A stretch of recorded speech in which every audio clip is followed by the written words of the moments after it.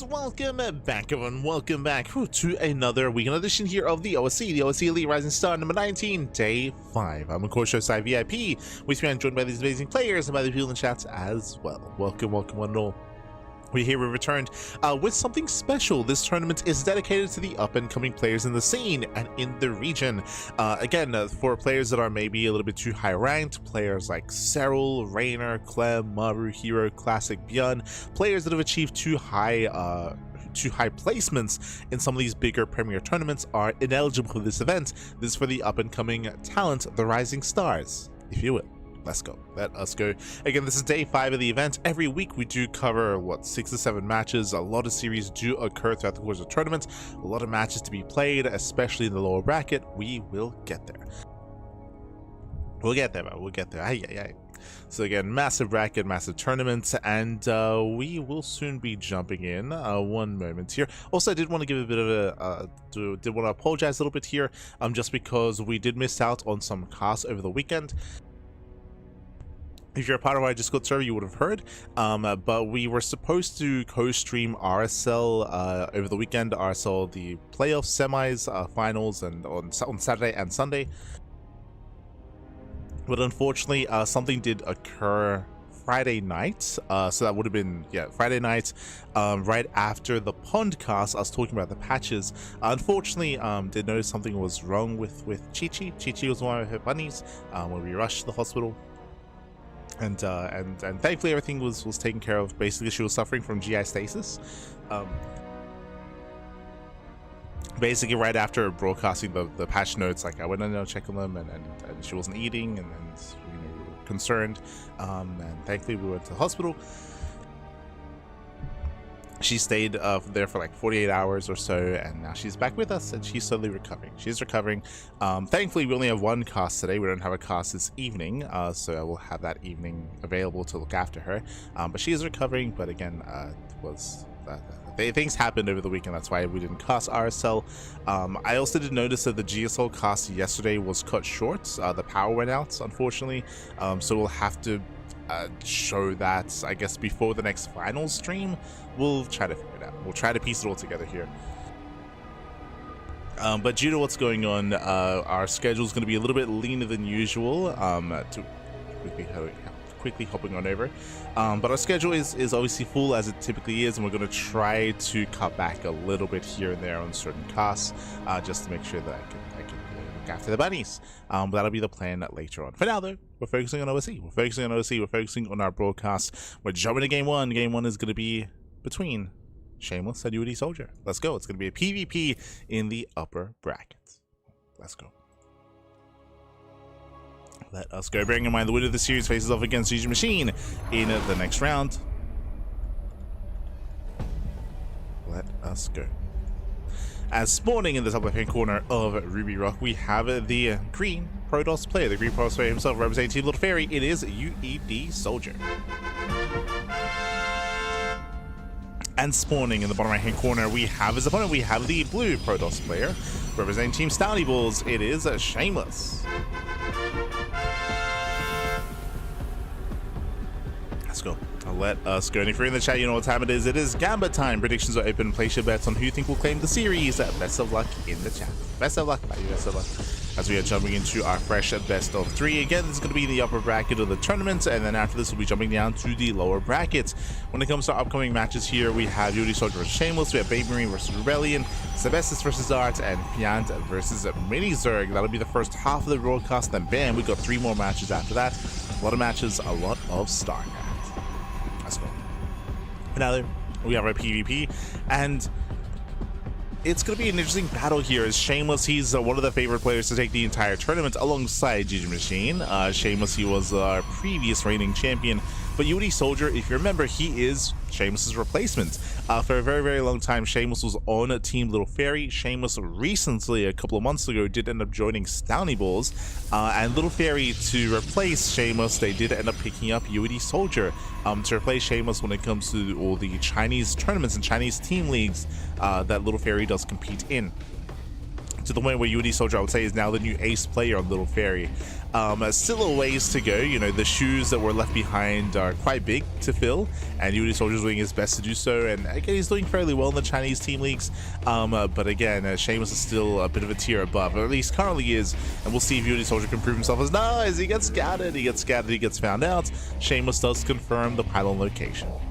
So big scout here, and with that the probe is denied. The goal here should have been Proxy's Stargate. Instead we have a rover back at home. We can still go for a one base all in, but it's going to be delayed. It's going to be a delayed one base all in here, as the initial plan was disrupted. Oof. So rough moment for UD Soldier.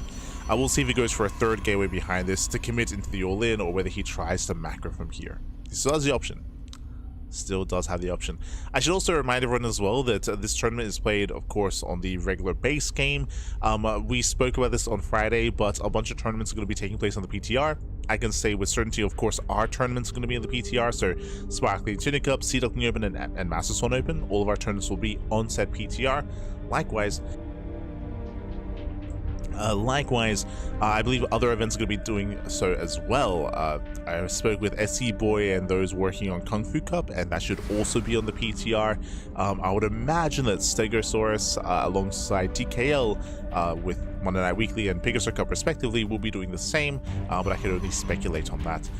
We'll most likely reach out to them a little bit later on as well.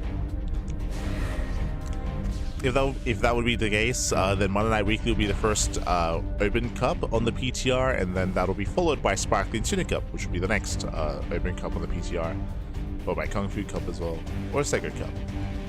But again, the PTR tournaments are on the horizon. They're coming. Until then, we can enjoy our base game. Vanilla StarCraft is behind this. We have not expanded. We're committing on one base. We are committing across the map here, and we're making our way to the main. So far, Shameless out of position, actually. Okay. Shameless is here on the low ground. Behind this, going Stargate to Oracle. The drop does get into the main, and we'll get some probes. And we'll disrupt some mining. Gets one. One probe so far. We're buying time here for the rest of the reinforcements. The Prism is going to be focused down. Okay, the Prism. Ooh, the Prism takes a lot of hits. Takes a lot of damage, and the Prism, it's going to be zoned away.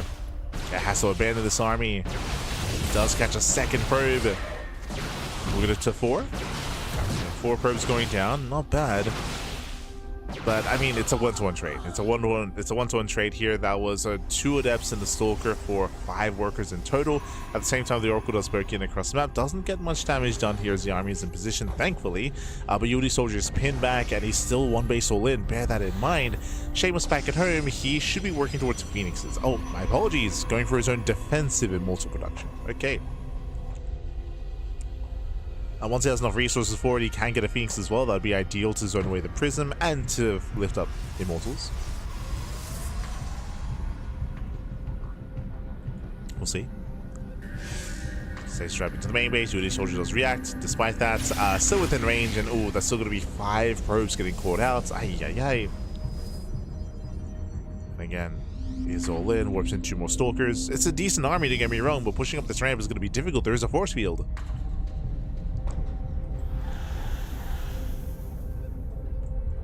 There is that force field available. Thankfully, Shameless is a little bit further back.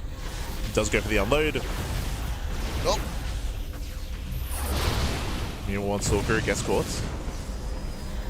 Nice catch into Shameless. Warps another sentry. Does have another force field. Go to Nomasis, go one more. Oh! Adept gets caught instead. I spoke too soon. Yeah, nice saving the yet. Save initially.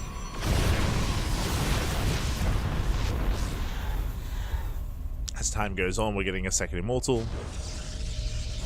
Gateway's being rebuilt. The Oracle has yet to dive back in. I'm thinking about it. There is now a third Immortal though.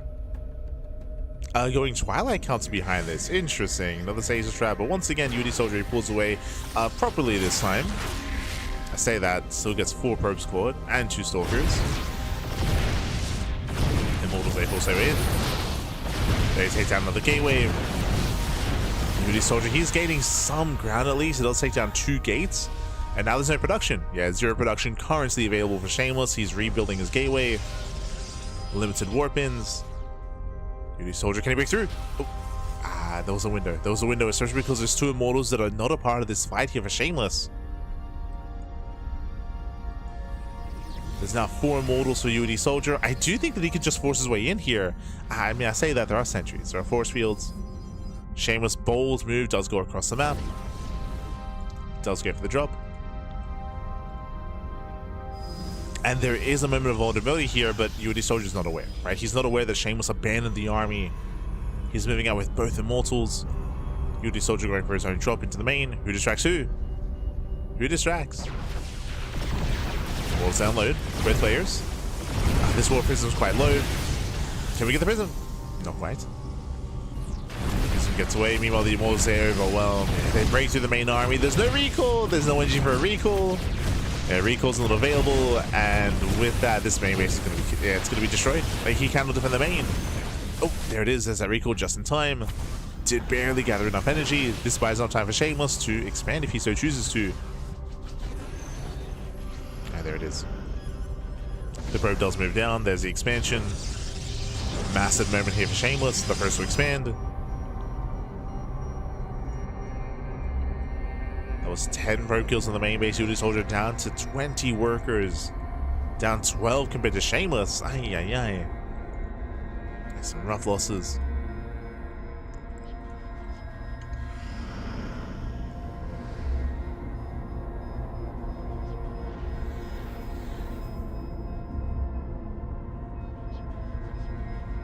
And with that Beauty Soldier, I mean, he's been all in this entire time, but now there's even more pressure on him. Still has 4 immortals, it's impressive, but there's 3 to defend. We have force fields, we have sentries. No battery on the low ground. Technically, Shameless could abandon this position. Speaking of, force field on the ramp. Let's go. SNG moves in. Does force field. Do we recall? Don't recall yet. Hold on. We gotta hold on. Where are we going? Oh, does rotate down. Nice time for the prism. Yeah, prism gets sniped. Ooh, but he gets soaked in. He gets soaked in. He gets punished. No, almost every soldier goes down. That blink was not worth it. Sure, he sniped the prism, but he lost everything in the process. And with that, Beauty Soldier is punished. And he has nothing left. He has nothing left here. He's down to 3 immortals. He's being focused down. GG gets called, and Shameless takes game number 1. Whew. GG. GG, well played. Shameless takes the lead in the series again. Beauty Soldier, that was a bold move. A bold move to blink forward, to dive on the prism. He did one-shot the prism, but he lost every stalker as a result of that. Again, blink was on cooldown. He exposed himself. GG. GG, well played. With that, Shameless takes the lead in the series, and we're jumping to game number 2. Let's go. Let us go. Again, it was Beauty Soldier who was able to hold his own. Unfortunately, it was a shaky start. Remember, he got scouted. It was a delayed all-in. The Oracle was doing a lot of damage across the map with the stasis traps as well, more than what should have occurred, and even forced to recall a couple of times as well. Again, delaying a said all-in. So Shameless doing a lot to delay, to buy time. Beauty Soldier, unfortunately, was having a bit of a shakier defense. Not the worst defense, but still enough for Shameless to get an edge, to take a lead. Here we go. Here we go. We're jumping to game 2 and spawning in the top left-hand corner of Winter Madness. We have the green Protoss player, the green Protoss himself, for Team Little Fairy. It is UED Soldier. And spawning in the bottom right-hand corner, we have the blue Protoss player representing Team Stanley Bulls. It is Shameless. Let's go. Now let us go. We are settling into game number 2. Welcome to Winter Madness. Winter Madness is a larger map of the map pool, but the size of the map it doesn't really impact mirror matchups as much, or especially PvP, with the way that proxies do work and they do handle themselves. I mean, the size even means that, hey, maybe there's a higher chance it's going to be a proxy. Game 1, it was UD Soldier going for the 1-base all-in initially and initiating all the aggression and the first ultimate falling. This time, Shameless, he comes in for a regular scout. No proxy whatsoever out of our blue Protoss at least.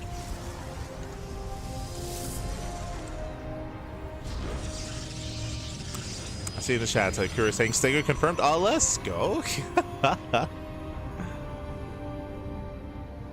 Let's go. We got him on board.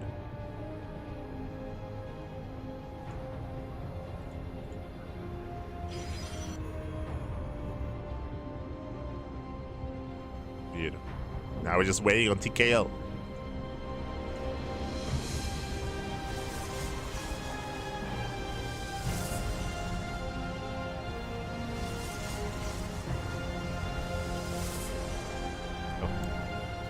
As now UD Soldier, he does veer off with his scouting probe, and he will go for the proxy robo. This time from the beginning here, proxy robo, one base all in. This time we commit, and as we commit, a big shout out in the chat to WManiac. My God, thank you so much for subscribing with Twitch Prime for 2 months. For 2 months. Thank you for the support, for resubscribing. We appreciate it, man. We appreciate it. Hope you enjoy the content, the casting, the StarCraft. Hope you enjoy. Once again, I do apologize that we missed out on the RSL broadcast over the weekend. We might try to cast it again and to catch up on RSL, but it's also a co-stream, so it means a little bit less, right? Like it's a bit of a different beast, I should say, but regardless, thank you. Do appreciate it. Hope you enjoy. As we have our defensive robo here by Shameless, bearing in mind that this time Shameless didn't scout. This time Shameless is not aware of the proxy, somewhat. He knows that a pylon is missing, true. He knows that a pylon is missing, a pylon is nowhere to be found, so he's aware that there's potential for a proxy, and we do see Shameless attempting to scout here. It gets intercepted, one adept does get picked up. So nice pick off there by UD Soldier. Catching out the adept.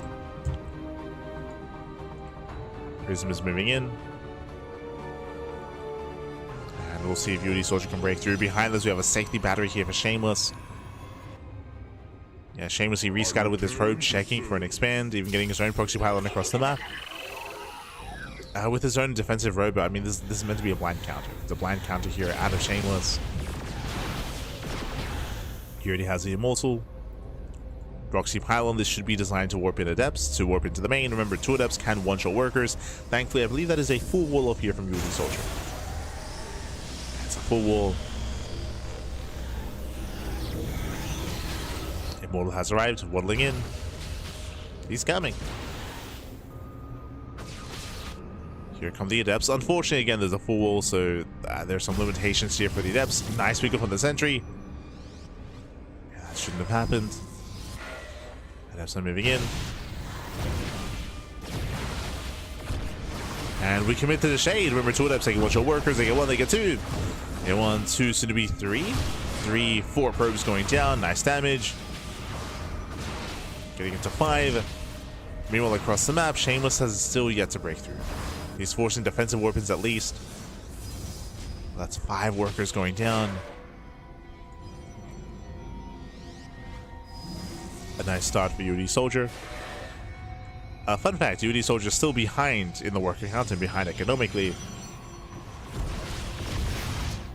That's a good way to equalize. Oh, there we go, the ramp. Nice force field. Sentry goes down. Kill? It was not. Okay. Did save the sentry.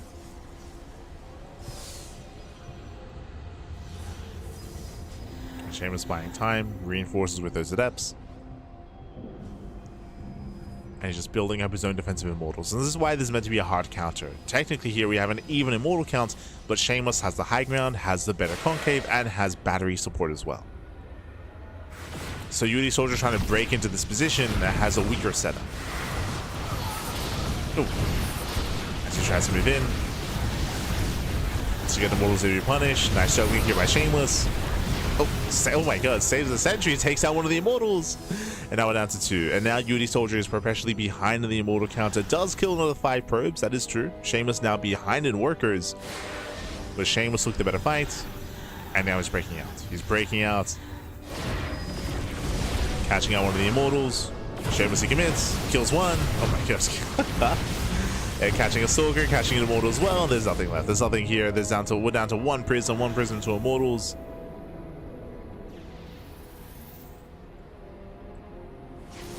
The soldier has been broken. Shameless dropping and finding the proxy.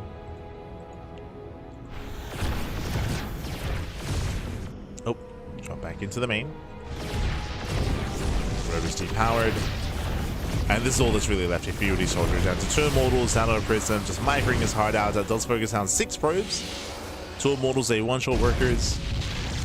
And that's nice damage, but at the end of the day, we have a massive army here. Phoenix is on the way. That will help, if we had a solid ground army to support, but on its own, not like this. Shameless hallucination scouts just expands. Shameless, he just confirmed the Stargate and the building unit as well.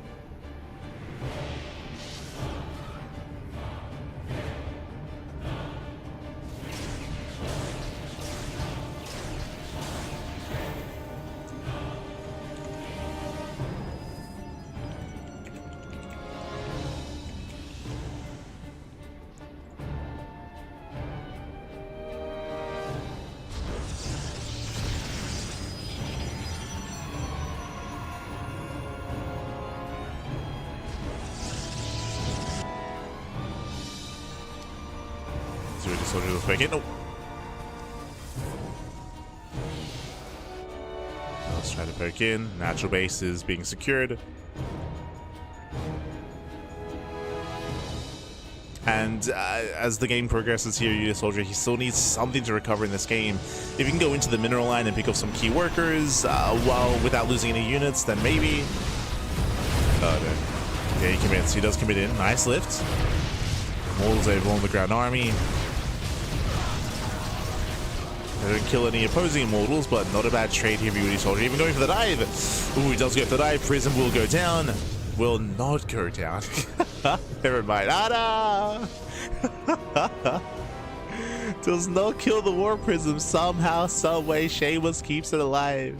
Unity Soldier lost a Phoenix and a half. Glaives are on the way. That's for a 2-base all in. Not like this.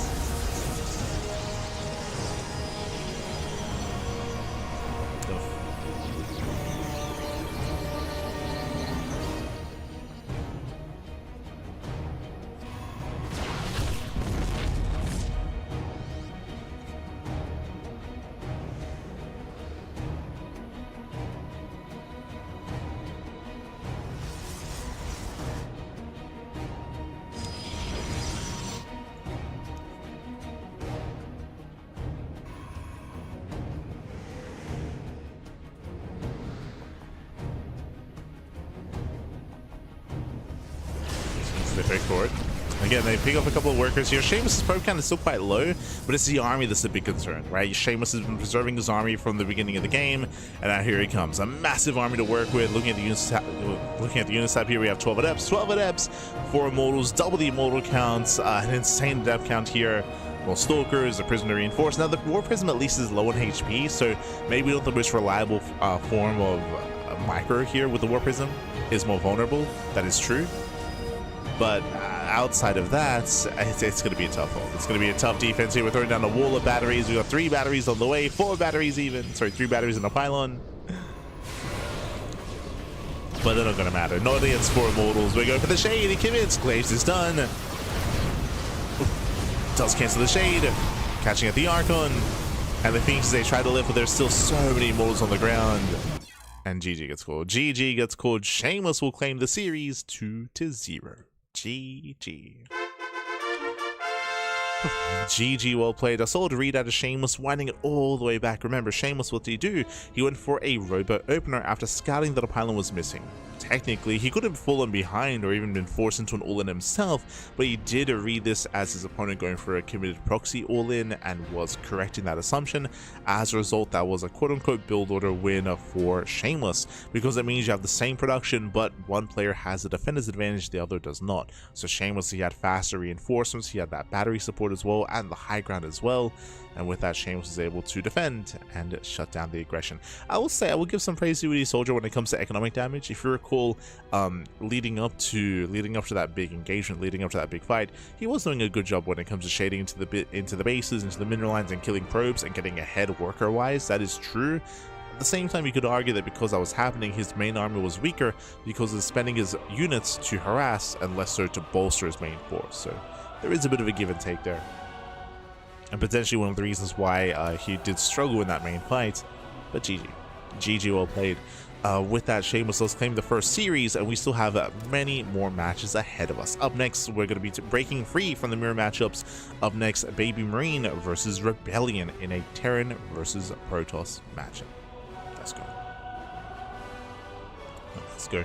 I do need a couple of seconds though. I did notice that my microphone, I have to make a quick adjustment to my audio, so 1 moment.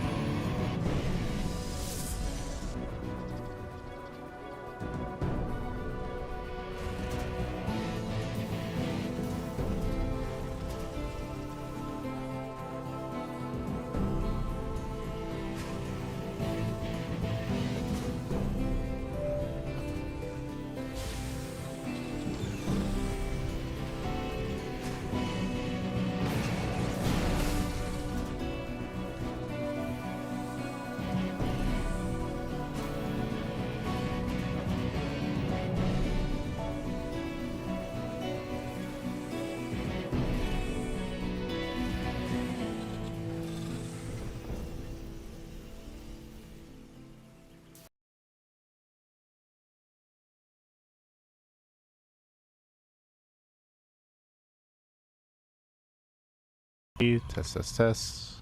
Oh, hello. There we go. I do apologize for some technical issues, but everything should now be resolved. Test. Okay, we're good.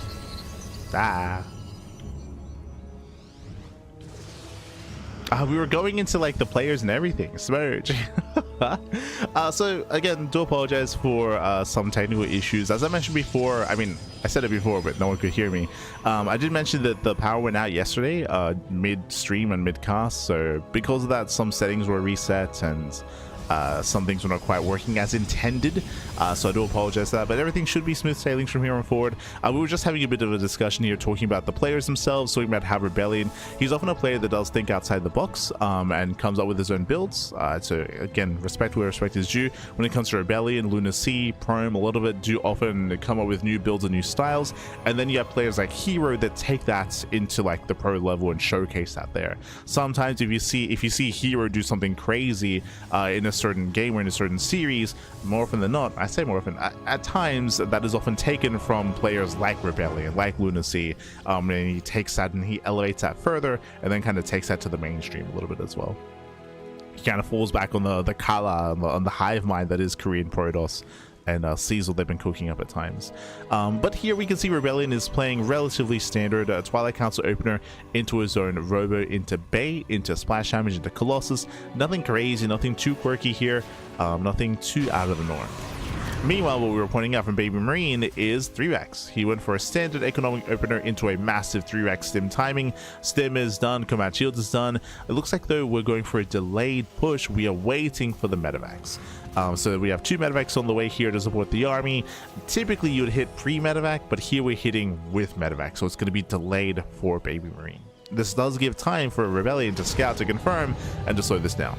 Ooh, he does scout the double drop. He does scout the drop. BabyMarine, he does pivot back around. Rebellion looking for the drops here, and BabyMarine, he does pivot to the other side. Okay. Quick moves out of our two players. BabyMarine, he does boost. Rebellion still looking. Still looking back.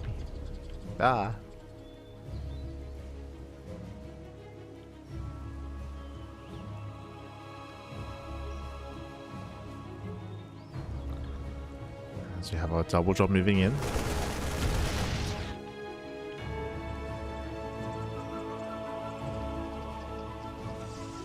Yeah, double drop towards the main. Rebellion in position here at the 3rd. Oh. Catching at a pylon. Drop is revealed. We have our split push. Rebellion, he does send some soldiers into the main base. At the same time, the main army is here at the 3rd. So far, so good. Did reveal his hand a little bit too early there. Ideally, you want the stalkers to be a little bit further back. Let the drop come in, let the drop unload, and then bam! Like dive. Well, maybe not let it fully unload, but let the drops lure them in, and then dive on said Medivacs. From here, BabyMarine reinforcing in the center. Getting a 3rd CC behind this, building up into the mid game. He's building up. Ooh, and he's primed to cancel the 4th. It does go for the double drop, and that's going to be a kill. Yeah, oh, barely a cancellation. A nice cancel in the end. Mind Shot goes off, catching a full energy sentry, drop into the main base, Soldiers in position, but the unload will complete. And it does finish the unload. It's going to be a messy fight here for Rebellion. It is messy, but he does clean this up. He's going to cost him some stalkers, though. Yeah, crazy blink. Going to lose 1, 2, up to 3 stalkers. Two stalkers go down. Whew. So messy defense, but Rebellion does hold. He does hold on. Getting into his Thermal Lance. At the same time, BabyMarine claiming his 3rd.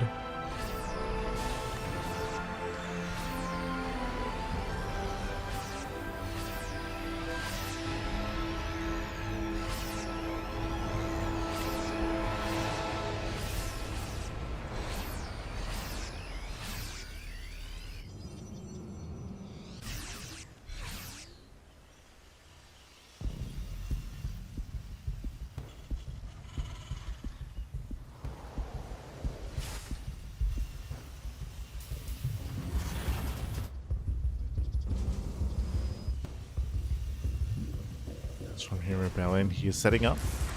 Mind you, at the same time, good reactions. Rebellion, he reacts. pulls away. It's at the mine shot, so we have one more mine in the main. Oh, better connection. And catching up 5 probes in total. So some decent damage here by BabyMarine. Storm is on the way. Rebellion building up more splash damage, and BabyMarine, he is settling into a 3-base economy, and likewise also taking up as well. We got reacted Viking production, making 4 Vikings out of it. That's a lot of Vikings. Ghost production as well. You could definitely argue that this is maybe too much too soon for BabyMarine. He's building up an insane Viking count, but remember, there's only 2 Colossus. Like, we're very quickly switching into High Templar. Yes, ghosts are going to be available here, but it also means that we don't really need as many Vikings. We have 10, soon to be 12 Vikings coming out. That'll be ideal against a higher Colossus count. It's maybe, you could argue, overkill against 2. How many ghosts? 1. There's 1 ghost. High Templar, they come up. First storm does land, grazing the army. Another storm once again. Oh, catching up the Marines. But again, mainly on Marines here. We're mainly zoning. As 3 storms killing Marines. Third base is denied. Does feedback. That was the final storm. And I would argue here that Rebellion was a little bit too trigger happy here with those storms. Does move in. There are plenty of charge lots. Yeah, plenty of zealots. Does give chase, catching up the ghosts. The ghosts are very low. And Rebellion, he's done it. At this point, he's done it. He has broken the third base, committing into the natural as well. Vikings, it will catch out all the Colossus and the Prism, but it does not matter. It does not matter. There's just too much on the ground. And Rebellion, he breaks through. He breaks through. He overwhelms. GG gets called, and Rebellion will take game number 1. GG. Whew. GG, well played. Again, Rebellion, he was able to keep up with the 3 racks aggression from BabyMarine. We needed more damage to be dealt there, bearing in mind that BabyMarine, he did sacrifice his tank count, he did sacrifice his factory units in favor of big stim timing, and he was able to deny the 4th base. If you remember, he did force a cancel. Outside of that, he traded with the army, and he needed more than just that. And we saw that in the end, he did overcommit into Vikings. That was my big concern. You saw an excess of Vikings towards the end of the game there. Remember, he had 12 Vikings against only 2 Colossus. It was overkill. It meant that there was less on the ground, less units to support, and GG. GG, well played. Again, BabyMarine just kind of trying to blind counter mass Colossus, and in the end, did commit too hard. Let's go. From here, we're jumping to game 2. Jumping into Mothership. And spawning in the bottom hand corner of Mothership, we have the pink Protoss player, the South Green Protoss representing among us 2 people. It is Rebellion. And spawning in the right hand corner, we have his opponents. We have the Italian Terran player. We have the red Terran representing Streamer Zone. It is BabyMarine. Hello. As the SCV does move out to scouts. No, never mind. Stays here in the center. Okay, the BabyMarine. So it looks like we're going for a proxy Rax here. So aggression out of our Terran player. Again, welcome to Mothership. Mothership is a 3-player spawn map. There is some RNG when it comes to scouting your opponent. Yep, second SCV, proxy 2 Rax. This can lead into proxy 2 Rax Marauder. We'll keep an eye on the gases. So you have our 2 Raxes being thrown down. Rebellion does scout top right, and he will confirm that Rax is missing. We'll confirm, and again, in my mind, this would be a prime location for a tech lab into Marauder, but we'll keep an eye on the Terran player. With 2 Raxes, it might just be straight 2 Rax Reaper, actually. Oh, goes to the gas steal. Yeah, looking at the Rax, trying to confirm.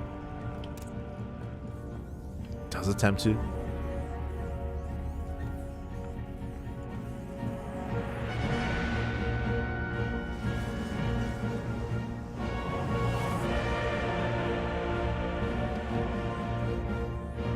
As we are going for the tech labs, so tech labs are on the way, Marauders are amassing.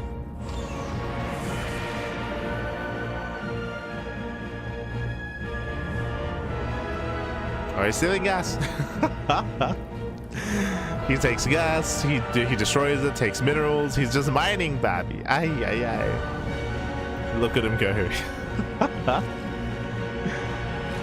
Literally destroying resources in BabyMarine's face. Calm down, Babby, calm down. That was what, 2-3 rotations? Just cheeky moves out of Rebellion. Back at home, Stargate opener, battery on the high ground. Rebellion taking this very seriously.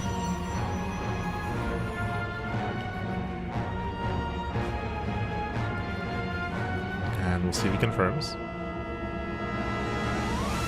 And no Matrix Cat yet. With this Stargate, he can go Oracle. If he goes Oracle first, he can just counterattack and just kill. Otherwise, we could see a Void Ray opener, just to be safer. So what's it going to be, Void Ray or Oracle? BabyMarine moves in.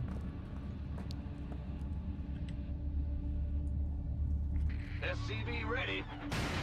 Let's check the ramp. Yep, does find him. Does find Rebellion.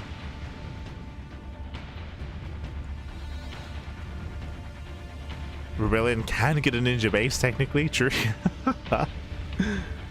No shot. And you can see he's going Oracle first. You can see the rally as well. Can make the choice to try to focus on Marauders. Otherwise, yeah, we do see the attempted transition. BabyMarine going for the factory. This should be factory into Macville accelerators, into Cyclones.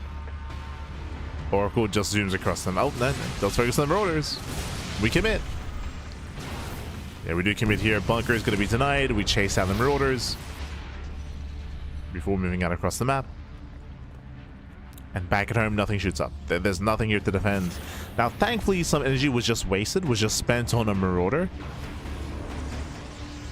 That means there's less energy to kill SCVs. So there's a bit of a silver lining there, at least. There we go. Factory is delayed. Gets 1, 2, 3 SCVs. Oh, getting up to 4, 5, getting up to 6. I would imagine. Gonna finish him up. Or does he try to rush up the ramp? And GG. GG gets called. The all-in fails, and Rebellion will claim the series 2-0. GG. Whew. GG, an intense game 1, and here in game 2, BabyMarine risking it all with the proxy. Rebellion taking it very seriously, setting up here in the main, going for the Stargate response. Solid read, shut BabyMarine down. GG. GG, well played with that. Congratulations. Rebellion, he will claim the series, and BabyMarine, he is out of the OSC Elite Rising Star. He is knocked out of the tournament. Remember, these are elimination matches, so we bid BabyMarine adieu. Bid him adieu. There are still some other Terran players, of course, players like Hot Mono, players like Moja as well. Those are the two that come to mind. We'll be going over the brackets soon.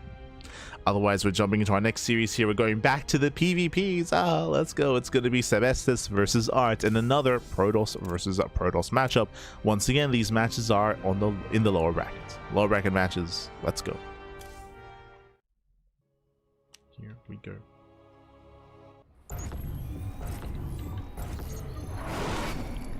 And spawning in the bottom right-hand corner of Winter Madness, we have the red Protoss player. Red Protoss player himself representing Quasar. It is Art.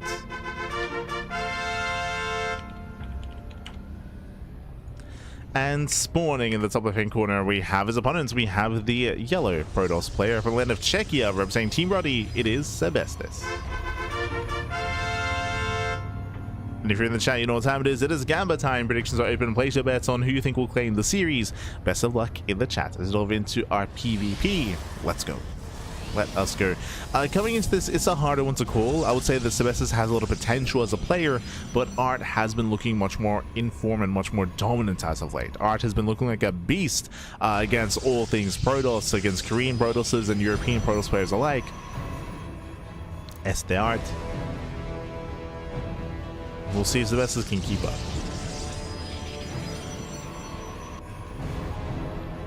See if he can.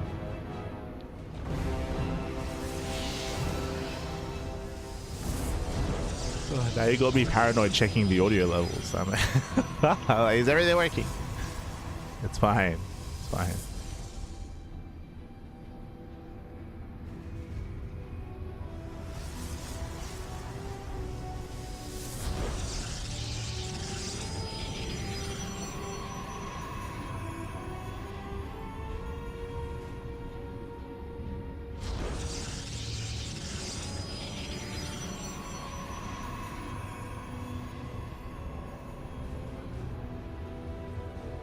Here we go. Here we go. As we do have initial 2-gate openers. 2-gate opener out of Sebestis, likewise 2-gate opener out of Art. Sebestis does hide his pylon here out on the map though, and Art will confirm. He's checking, he's confirming that a pylon is missing. Pylon is missing here, and it is going to be a proxy robo out of Sebestis. 1 base all in. Okay, 1 base all in out of our yellow Protoss. Art, he's not fully aware yet. He knows that there's a pylon missing. He knows that there's a proxy. In Art's mind, there could be a proxy Stargate, there could be a proxy Gateway, proxy robo, or there could be a fake proxy pylon as well. That is a difficult aspect about PvP. Art, he stays on low ground just in case it doesn't expand.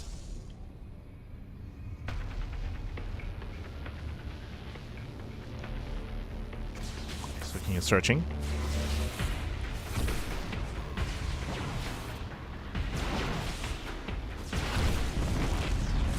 Yeah, probe gets shut down. And defensive robo out of Art. Okay, so Art, he does take this seriously. He's playing it very safe, and this is supposed to be ideal against what Sebestis is going for. Art having his own defensive immortal production. So a very strong response here by Art. Adept does shade past.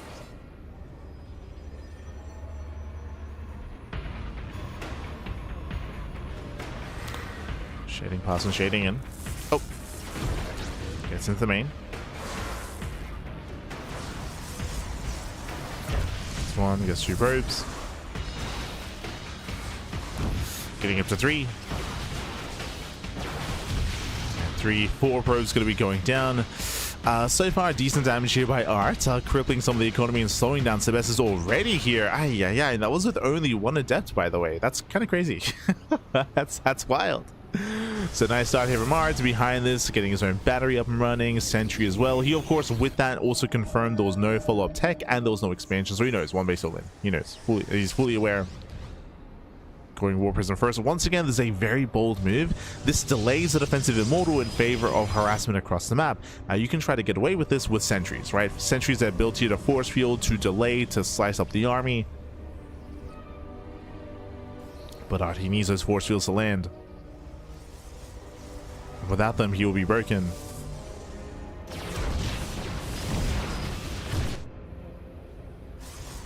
Art's getting across the map. We have a defensive battery here for Sebestis. Does kill 1 gateway, down to 2 gates. Force field slowing down the push. Depths are warping in.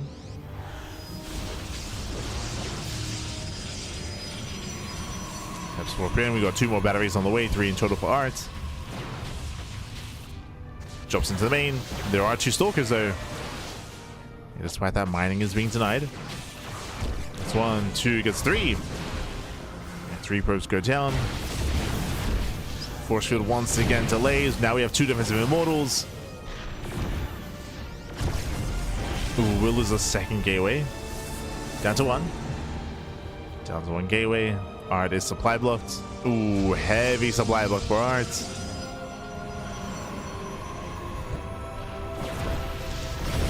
this is dropping in. Prism races back home. I mean, again, Art, he does have the worker advantage, does have the economic lead.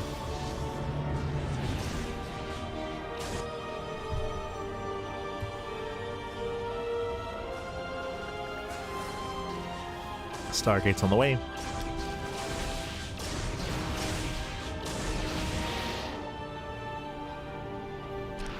Stargate. Ooh, we're already elevating down into the low ground. Okay, he's dropping down. There's a recall back home. Saves the ground army. And Art, he breaks out. Yeah, he breaks out. He breaks free. The first to expand as well. Ooh, I spoke too soon. Sebestis is the first to expand. Both players, they break out. They take their natural bases.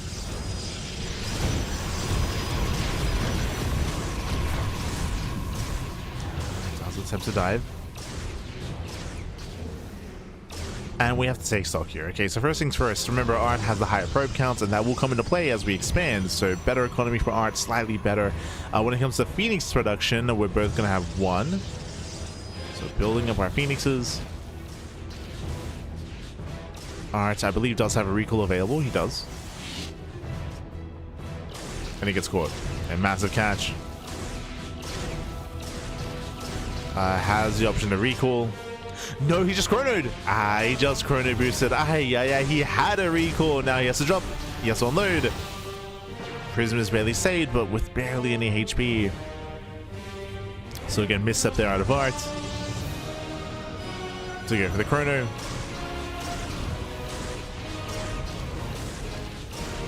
Who catches who? Speaking of chrono, there is... Yeah, recall's on cooldown. No, recall's on cooldown. Massive pickup. Who loses a prism and an immortal as well. Heavy losses for Sebestes. Heavy losses.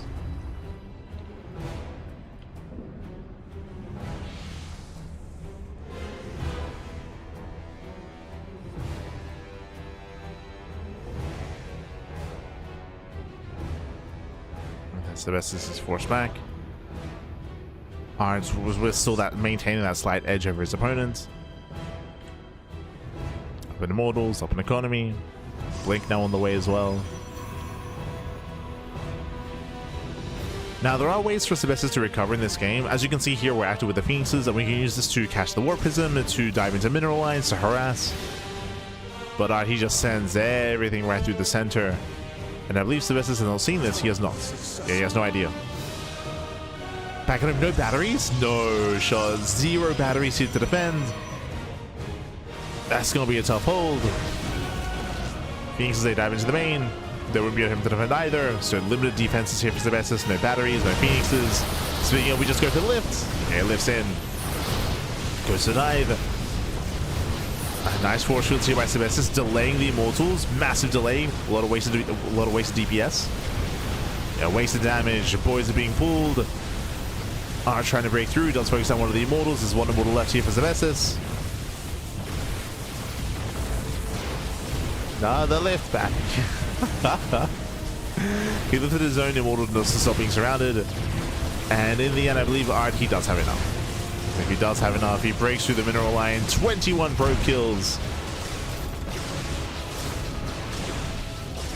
So 22. Cripples the economy. Art back at home has double the worker count. May have lost his army, but he has Blink Stalkers. Blink is done in a couple of seconds. Third base is now on the way. Arch getting further ahead. And that's the best. He's doing what he can. But GG. GG gets called, and RT takes game number 1. Whew. GG. GG will play it. RT will take a lead in the series, and we'll see. We'll see if Sebestes can recover and bounce back. Winding it back here, remember Sebestes, he went for the proxy robo, 1 base all in. RT played very safe, very defensively, was able to defend, was able to counterattack as well, get ahead worker-wise, and then both players look to expand. From there, we did see a couple of differences here. Sebestes went into Mass Phoenix. He went into 4 or 5 Phoenixes to harass into the bases. He did not have them defensively at home to help secure that natural. Likewise, no batteries either. So R just went for a big 2 base all in, a big 2 base push, and Sebestes didn't see the move out, and he wasn't ready for it either. GG. GG will play. There's a world where maybe if he was aware, then we could throw down batteries to defend. The Phoenixes, if they were at home from the beginning, he would deny his opponent from lifting his own Immortals as well. Like, there would have been some more back and forth, but GG. GG well played, and with that we're getting into game 2, and spawning in the bottom hand corner of Tourmaline we have the red Protoss player representing Quasar. It is Art. And spawning in the top right hand corner we have the yellow Protoss player from land of Czechia representing Team Roddy. It is Sebestes.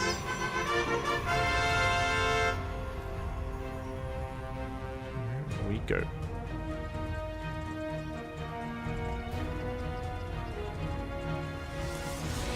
Here we go, as we are going to be diving on in.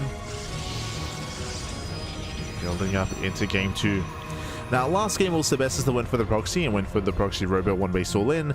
This time we could go for a fake proxy pylon and try to play some mind games. We go for very real ones again, or it could be Art's turn to all in as well.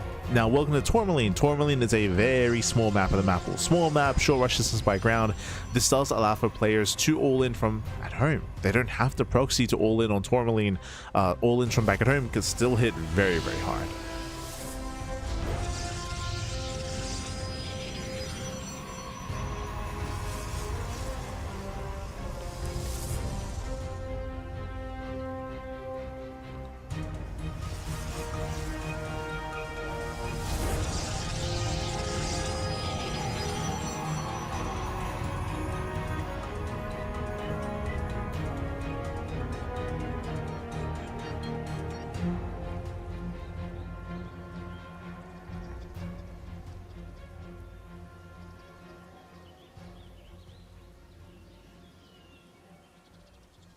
There we go. Here we go. Asbestos does once again commit. Does commit. Pylon gets thrown down. Based on this placement, this might be a proxy Stargate instead. I assume this just because of the terrain here on the right hand side. It's a little bit more awkward for Immortals to move out. And that might. I was like, oh, maybe it's a Stargate into an expand. No, a proxy robo, one base all in. Proxy robo, one base all in here from Asbestos.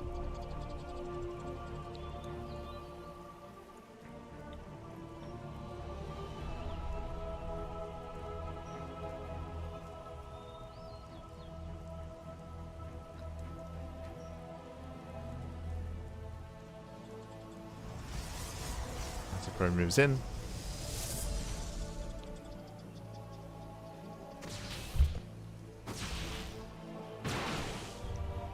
Pro moves in. Last is going to be shut down. Behind this, you have Sebestus again committing into the proxy. Art, he did go for his own scout. He did confirm the pylon was missing, and you can see that Art is looking. Art is checking on the left hand side, and likewise does check on the right. He finds it. No, he does find the proxy. Art, he does confirm. Behind this, going for his own defensive robo, third gateway as well. A very strong defensive setup here from Art once again, but this time knowing what is going on. Previously, he did not scout. This time, he does.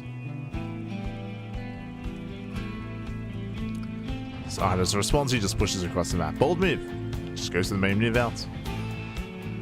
Stalkers are ready. Art, he does get to the tall grass first. And depending on the concave here, depending on the angle of attack, Sebestus will get the better volley off. He does. Oh, I say that. Depending towards the end. Art, he has to retreat, he has to back off. Prism is on the way. Art, I believe he was hoping that these stalkers would be in position to defend the robo. But alas, they were in the center. And Art, he has to retreat. Ooh, warping into adepts across the map. Okay. The adepts are coming. And there is an opening. Yeah, there's a gap here in the main. There's a way into the main base. Sebestus moves in. Art is ready. Oh, Prism does take some shots.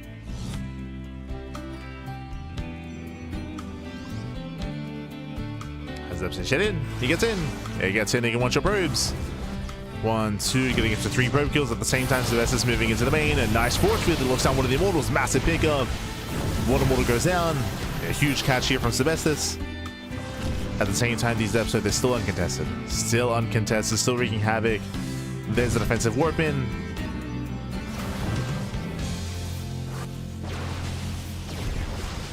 Art is in trouble.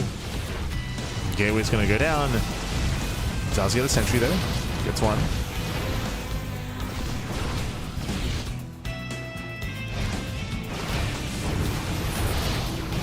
He's got the sentry, so he defends back at home.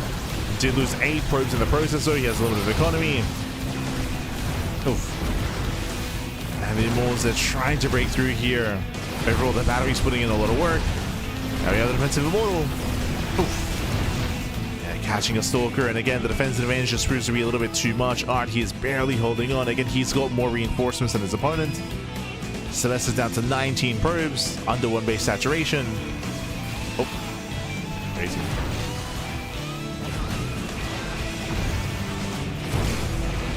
Another gateway falls down to 1. Down to 1 gateway. I'm trying to break out. Getting a second battery. Has to rebuild his gates.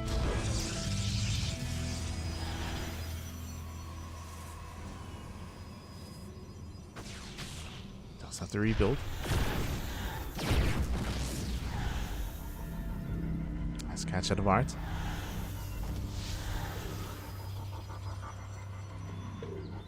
He wants that Stalker. He wants him. Oh, he gets him. Jesus. Playing with fire there. He's playing with fire. He has to back off. But again, slightly better trades here for Art.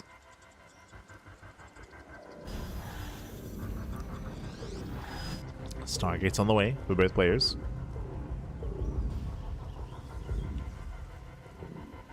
Prisms, they pass by each other. Art's going for the proxy.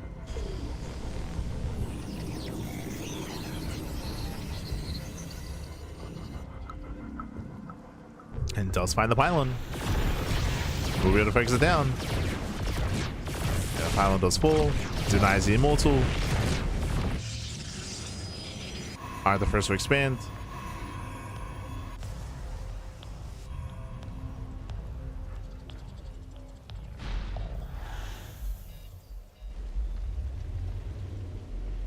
Asbestos isn't too far behind. As Artie attempts to scout, he may see the Nexus. He does. Okay, just barely. Artie confirms there is a Nexus. Now we're building up Phoenixes. Is there a recall? There is. Okay, there's a recall.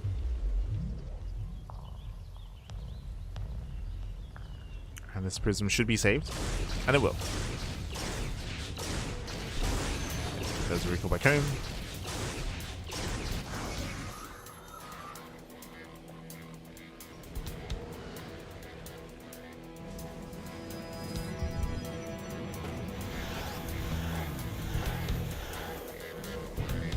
Thankfully didn't chrono at the last second.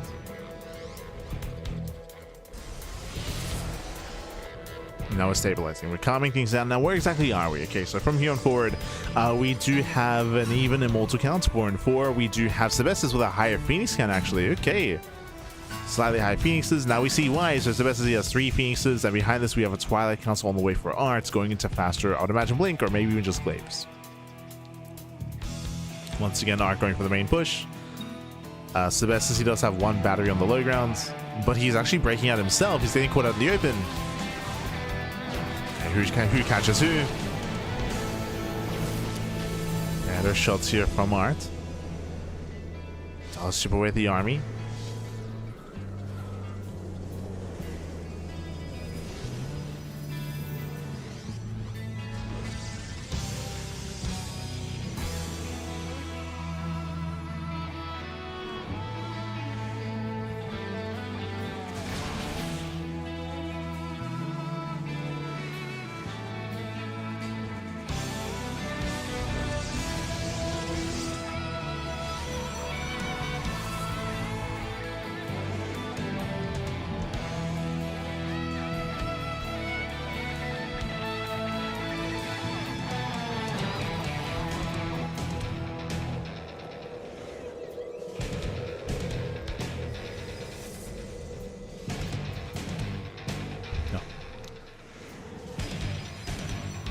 He does pull away. Behind this, Sebestus breaks free. It's still very tense between the two players, still very similar economies, still very similar army sizes. The one big difference is the tech. What I mean by that is we do have Blink that's halfway done now for Art, alongside a Forger +1. Meanwhile, Sebestus opted not to go for any of that tech. Instead, he's building up more Phoenixes and going for another Robo to rebuild the one that he lost. This tells me that there is going to be a moment in time here where Art does have Blink over his opponents. It's going to be that big power spike. With Blink, he can catch out the Phoenixes. As Sebestus is going Mass Phoenix. Jesus. Mass Phoenix Immortal.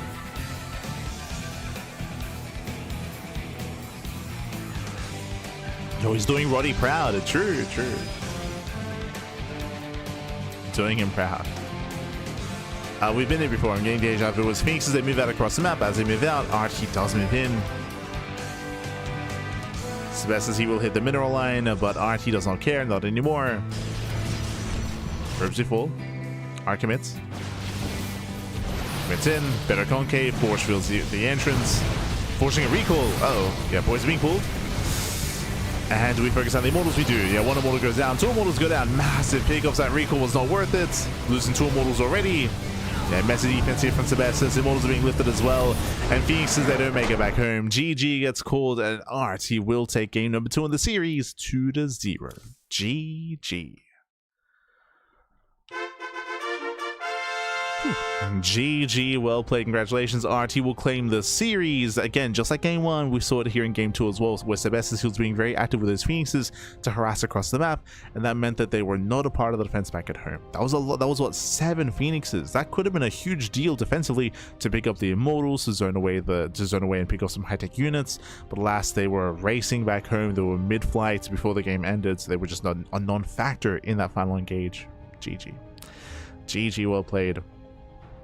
With that, Art, he will claim the series and he will advance on into the next round. Sebestis is out of the tournament. He's out of OSC Elite. He's out of the Rising Star, and we have one series left here before we reach that halfway mark. Up next, another mirror matchup. It's going to be a ZVZ between Fjant and Minizerg. Okay, I don't think I've ever seen these two face off specifically against each other. I'm curious, I'm excited. Again, Fjant, he's a bit of a more of a veteran. I say that, he's like 20 years old. He's still very young, but compared to Minizerg, who is a little bit newer to this level of play, Fjant, he is favored, but Minizerg has been improving and rising through the ranks as of late. We'll see how he compares. This is going to be a big challenge here for Minizerg. We'll see if he can take that challenge. See if he can go. We'll see if he can compare. As spawning in the bottom right hand corner of Winter Madness, we have the red Zerg player. We have the we have the yellow Zerg player. The yellow Zerg player. We have the Swedish Zerg representing Team Roddy. It is Fjant. And spawning in the top left hand corner, we have the Ukrainian Zerg player, the red Zerg representing Hokago T Team. It is Minizerg UA.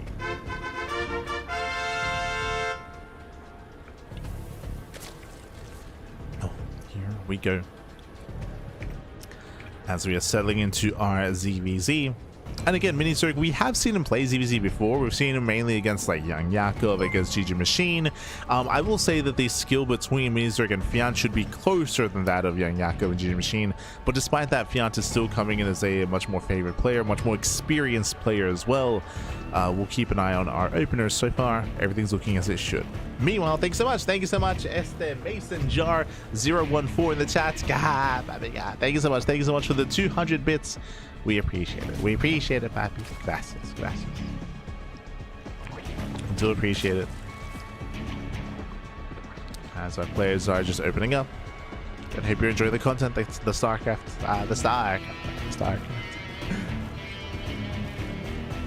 As Hatch Gas Pool all around. Welcome to Winter Madness. Now, when it comes to European ZVZ, if we were casting Shin, Solar, Rogue, even Raynor and Serral, we would assume hyper aggression, right? 2-base all-ins are all the craze in ZVZ at the moment. Very heavy 2-base play. The reasoning and the rationale for that is because of the strength of the Spire. Muta play has become a lot more prevalent in ZVZ and a lot more dominant as well, due to the speed of the Spire finishing and due to the commitment into set mutas and how fast you can get into them. As a result, we see a lot of players trying to stop you from getting to that stage in ZVZ.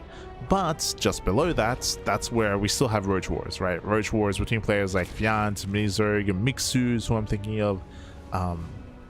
Who else is around this level here? Those are the three that come to mind. True, if he ever plays Zerg, true. I guess I throw him in there as well. Eba. For now, Fjant, he does pull out, leaving only 2 in gas, saying, ooh, actually Minizerg stays in. Huh. Usually you would pull out as you build up into a third base, into a more mid-game setup. Staying in gas here could be indicative of a committed Bailey Nest, or maybe even an earlier Eva chamber into an earlier upgrade. I'm curious what this gas is going to be spent on, as typically you do not need this much gas this early on. This also might just be an inefficiency here out of Minizerg, just because, again, he's still a more up-and-coming player. Fjant does go for his Bailey Nest on time. Oh, now there it is. Now we see why. Now it all makes sense here. I was like, where's the Bailey Nest? It should be here by now.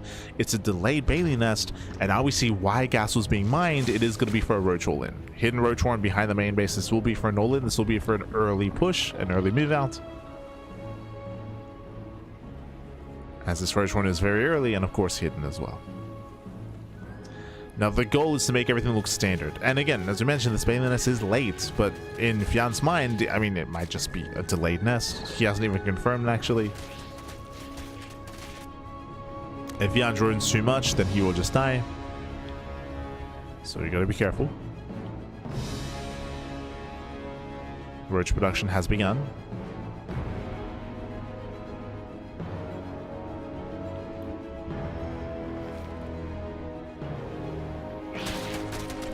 Fjant picks out. Minizerg trying to keep up. Ooh, do we get a scout off? He does. Yeah, he does see the roaches. Now he's aware. Up until this point, he was droning, now taking gases. Roaches are revealed, and Fjant, we got to set up back at home. He's taking his gases. Here we go. Mini-Zerg, he's rallying everything across the map. As I mentioned, this is for an all-in. And Fjant is not really ready for this here. He's got 6 roaches now in production. It's going to be close. It's going to be very close.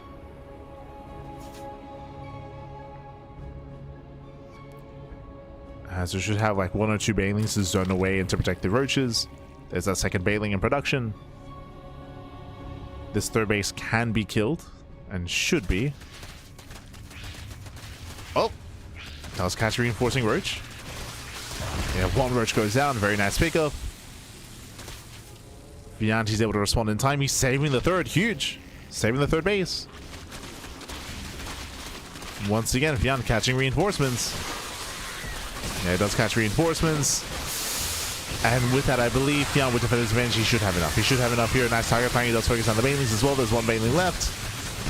Oh, no mass. Ooh, big connection, but still not enough here for Mini-Zerg. Yeah, not enough lings, not enough reinforcements, not enough momentum. Fjant is holding. Fjant, he is holding on. Ideally, he'd still have his own defensive banelings as well. Lings, they threaten to dive. They should not get much. At the same time, Mini-Zerg, he does hit the third. And he may still kill.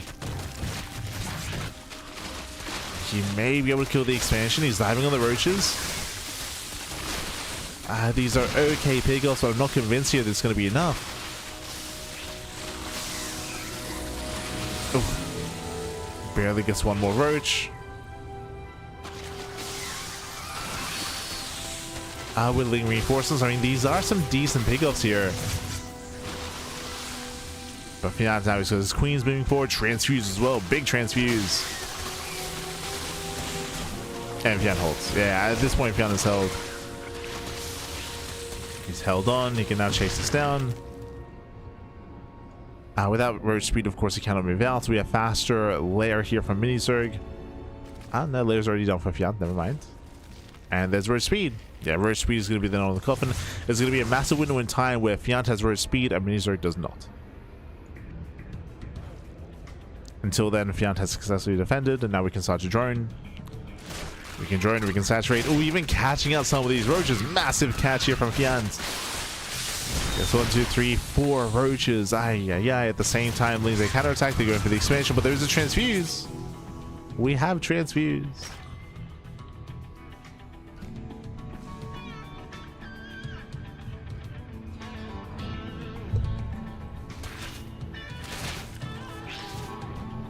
And here comes that roach army.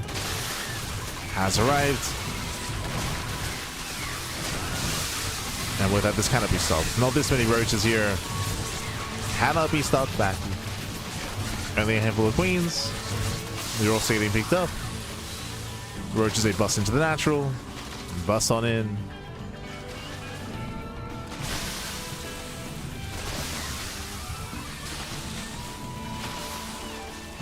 Getting on top of the hatchery.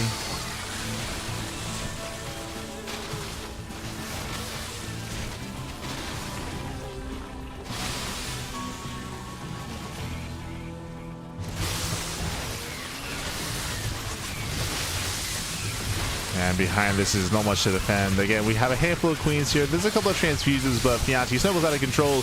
Mini-Zerg, his all-in failed. The all-in did fail. GG, well played, and Fjant takes game number 1. GG.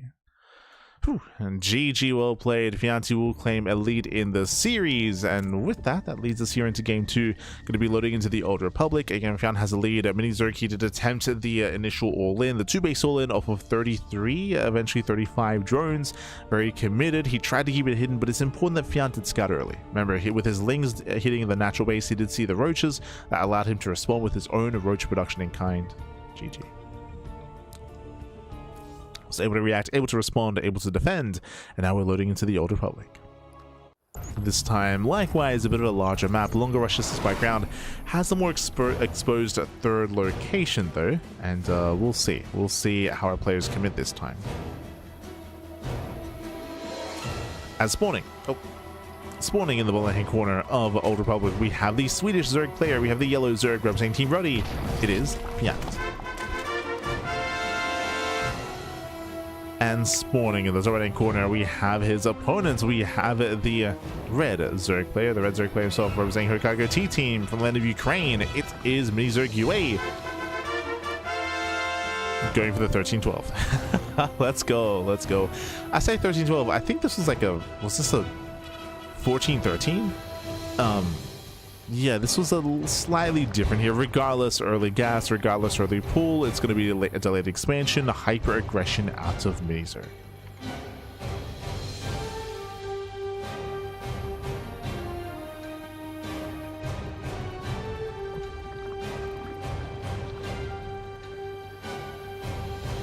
There we go.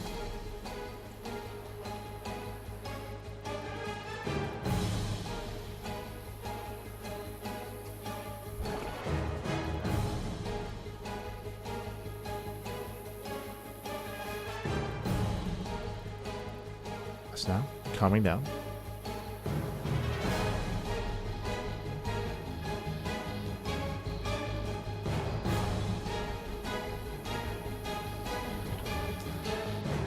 And from here we're going to be committing. We do have link speed on the way very quickly. This expansion in my mind is fake. This is meant to make it look like it's going to be a standard opener here by Mini Zerg, but instead we're going into link speed, or we're going to be massing up links behind this as well, ideally keeping them hidden, and then bam, we can strike with a link flood. As you can see, Mini Zerg is not droning. Only 11. No drones, no saturation, fake expansion out of Mini Zerg. Fjant playing standard, hatch gas pool. Fjant has yet to recognize that anything's really out of the norm.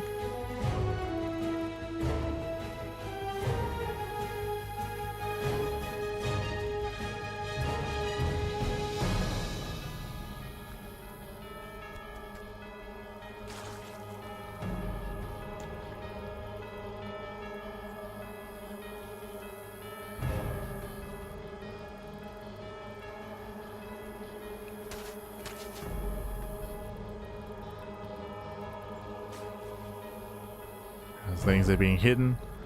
Fjant, he does see some Zerglings. That's not a tell though. That's not a tell. Oh, now he sees. Yeah, now he sees. Now he knows. Bam! Link speed is done. And now Mini Zerg, he does rush across the map. Back at home, what do we have to defend? Drones. Oh, we have a lot of workers here. Fjant getting up to 24 drones. He has 2 Zerglings, 2 Queens, and a Spine Crawler to defend. If we can buy enough time for the Spine, we do have a full wall of at least. We have a Baneling Nest now going to be thrown down as well. But this is all delayed. It's all late in comparison. The Lings are pushing in. They get on top of the Queens. No transfuse. Yeah, there's no transfuse. The boys are being pulled. Nice use of the workers here. Protects the Queen. Very nice. Yeah, Queens are protected, but Lings, they still get in. Yeah, they still sit by. Massive pickoffs. Rounds 1, rounds 2 Queens. 2 Queens go down. 16 drone kills. And that's critical damage. That's critical damage. Behind this, we have more Link production here out of Mini Zerg. Can he fake Fjant out? Faked him out, back. We're staying away from the Spine Cooler. Oh, does cancel to get a refund. Fjant, he needs money. He needs resources. Oh no. As another drone goes down. Ideally, Fjant, he needs to fight with the Spine Cooler. He has to fight with the Spine. Oof. Here we do see a more even trade. Fjant down to 7 drones, and Mini Zerg, he starts droning. He now start. No shot the game slows down from here and we just start to drone and saturate. No shot. As Mini Zerg, he still overwhelms. Yeah, he overwhelms anyway. Gets us around, takes down the Spine. I wasn't sure he could. GG gets called, and we're going to the ace match. GG. Whew. GG, well played. A very intense game here. Mini Zerg, very cheeky game out of Mini Zerg. He did hide his Link Flood. He faked the expansion. Went for, again, as I mentioned before, a very early gas and pull timing. It looked like a 14-13-ish timing there from Mini Zerg. Just kept it hidden, held it close, committed across the map. And Fjant, he had 2 Links. He had 2 Links, 2 Queens, and 1 Spine Crawler on the way. GG. GG, well played in the end. Fjant, he was broken, and now we're loading into game number 3. Let's go.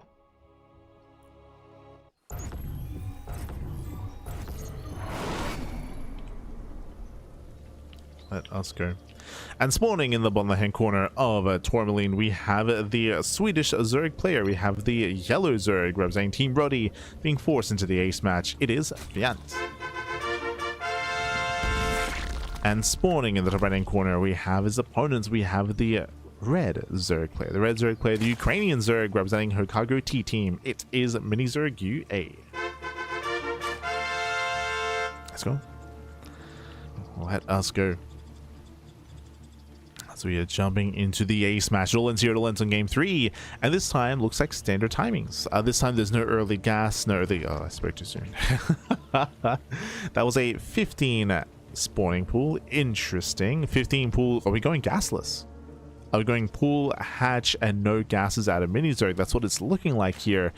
Gasless openers on Tourmaline is very bold. It's a very bold move here. Regular hatch first out of Fjant. I'd imagine just going hatch gas pool.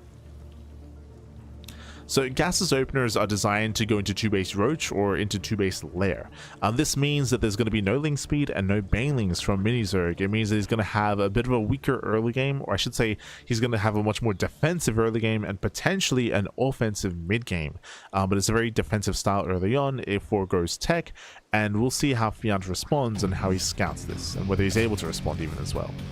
Typically when you scout a build like this, you do want to preserve, or you want to skip link speed yourself. You want to preserve your gas to be able to keep up with your opponents and to get into your own 3-base setup, take your 3rd base, drone up as best you can, and build up into the mid game as well. It's going to be up to Fjant to determine, is this 2-base roach all in? Is it 2-base lair? Is it 2-base muta, for example? Is it a nidus based all in? Or is it a more defensive and then eventually macro game?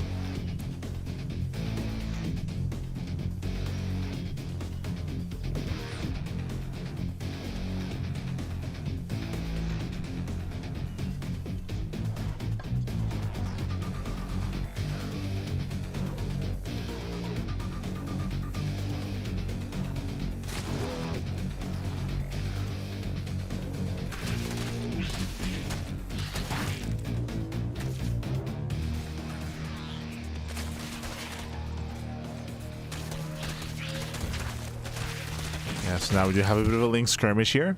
Fjant does get picked off though. He does lose 1 extra ling. In the end, the queen will defend. That was a slightly better trade for Mini Zerg. Behind this, Fjant is getting link speed. Fjant still doesn't know. Yeah, still doesn't know what's going on. He did not go for a link scout across the map. And he just lost all his Zerglings. So he's playing standard. This is better for Mini Zerg. Mini Zerg wants Fjant to quote-unquote waste resources on link speed and waste resources on banelings and waste resources on extra Zerglings as well. This is what Mini Zerg wants. Meanwhile, he's fully walling off. As I mentioned, there's no gas for link speed or banelings. For now, revealing 2-base roach. Fjant, he did not scout. Yeah, he's not aware. So Fjant's 3rd base is late, and now he confirms. Now he knows. Fjant is now aware, but it's a late realization. Now he throws down the 3rd base. And so far, I would say this is a better position for Mini Zerg currently. I say currently just because we still don't exactly know what the plan is.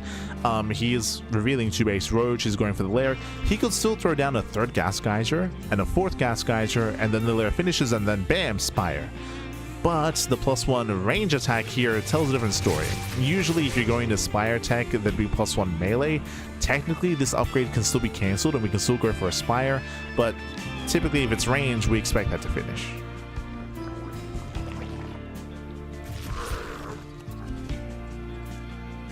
We'll see. As Mini Zerg is taking all 4 gases, true. He's taking all of his gases. But this might just be for roach speed. Yep, there it is. Oh, wait, oh. What's the plan? Roach speed, carapace, roach speed again. But roach speed confirms 2-base, like it's going to be 2-base roach. We're going to be hitting a very strong timing with +1 range and with roach speed. And Fjant, he confirms. Fjant, he scouts. Fjant, he sees the roach horn researching. You typically would not fake out because investing into these 2 upgrades means that the Spire would be heavily delayed because you're limited when it comes to gas income. So Fjant is aware.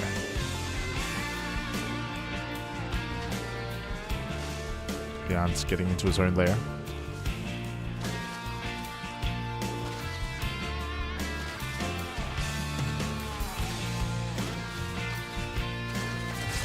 Mini Zergy droned up to 46. And droned on up.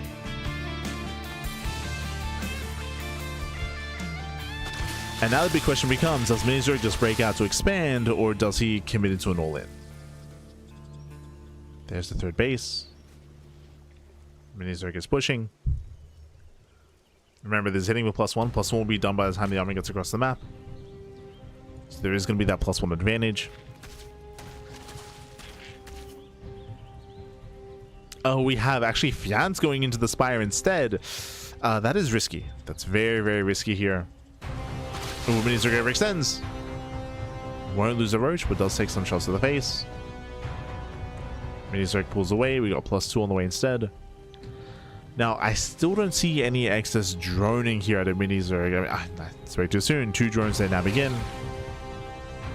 Now, if Mini Zerg backs off and drones and saturates that third base, then Fjant takes a lead. Because Fjant, as we mentioned at the beginning of this series, Mutaplay is very common in ZVZ right now. It's very dominant, and we often see all-ins to stop Mutaplay from happening. Well, Mini Zerg, he faked aggression. He faked an all-in. He backed off instead, and that means the Spire is going to finish, and Roach Ravager is going to be on a timer. It's going to be outscaled.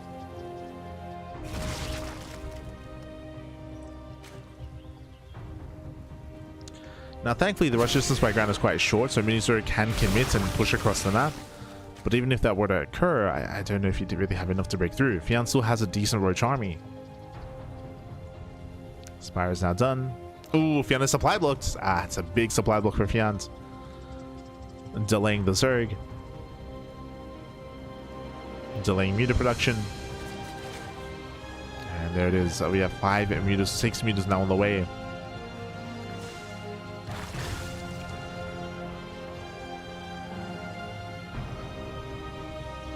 From here we can go straight for economic damage, or we can hunt down overlords.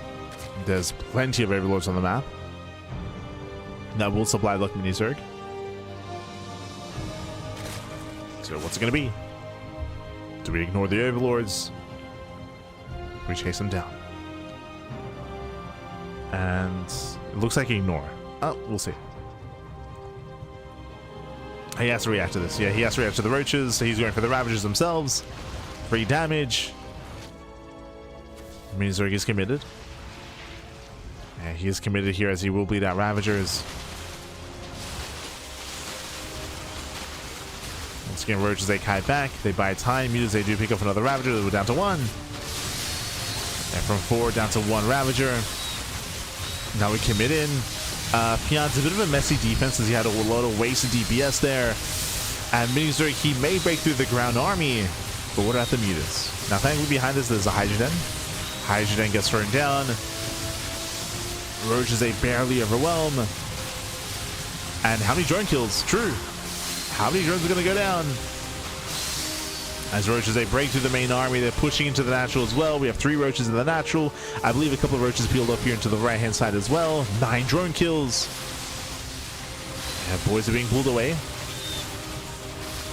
There's still more Roaches trickling in. Still more Roaches trickling in, just barely. 11 drone kills. Fjant holds. Yeah, Fjant, he's holding on. Did lose a lot of workers, that is true, but not nearly enough. He's down, what, 7 drones? And that means they gain map control. Now, thankfully, as I mentioned, behind this Mini Zerg, he does have Hydras. Hydra Den has been thrown down. Hydra upgrades are on the way. Spores are being thrown down as well. A lot of overlords are exposed. A lot of exposed overlords. This will supply block.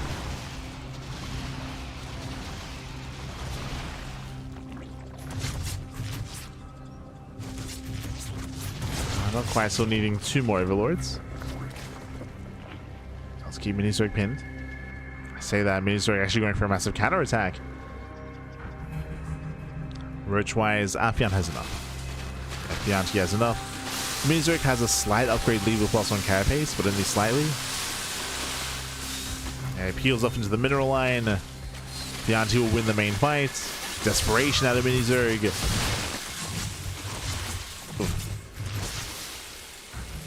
It does catch a couple of workers, but still some heavy losses here for the Zerg player.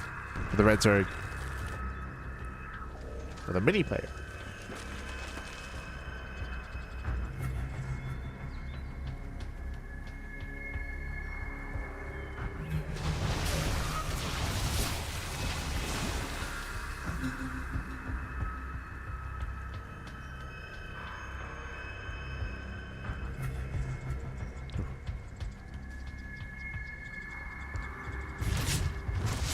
As from here, Fjant built up a massive Roach Ravager army. Then we have Roach Hydra to defend. A little bit of an awkward engage as Roaches, they bust into the bases. Ravagers have to get the hell out of here. Yeah, messy engage out of Fjant. Does get into the main. Does get some economic damage done dealt. 7 drones. 7 drone kills. Ravagers, we're just bleeding off Ravagers. Again, still messy.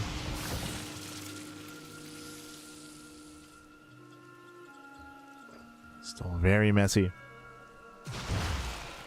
I need more free damage. Oh, the burrow though. True.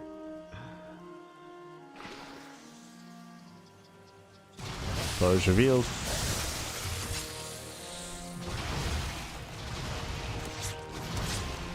No, the overlords, they can't burrow. These are supply blocked. Finally, it happens. Oh my god, the transfuse. Still catching up more drones. At the same time, Minizorg, he commits across the map. He ignores the mutas. He tries to commit, but there are Ravagers at home to defend. They're buying time. Oh.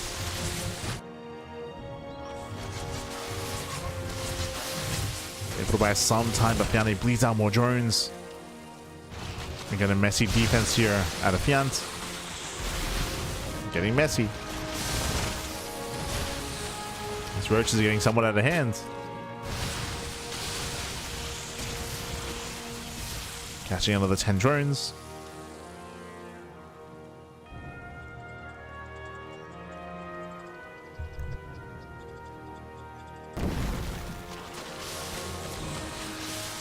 Getting into 12, 13. 13 drones. And Minizorg is outscaling. He's just straight up outscaling his opponent. Sure, the mutas, they were never really fully dealt with.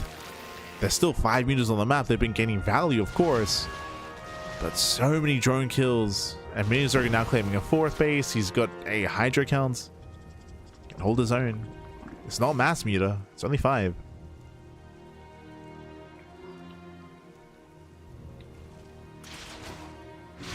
And Fjant is maxing out. He's maxing out with a lower drone count. Hydras are in front of the army. There we go. Shovels them back.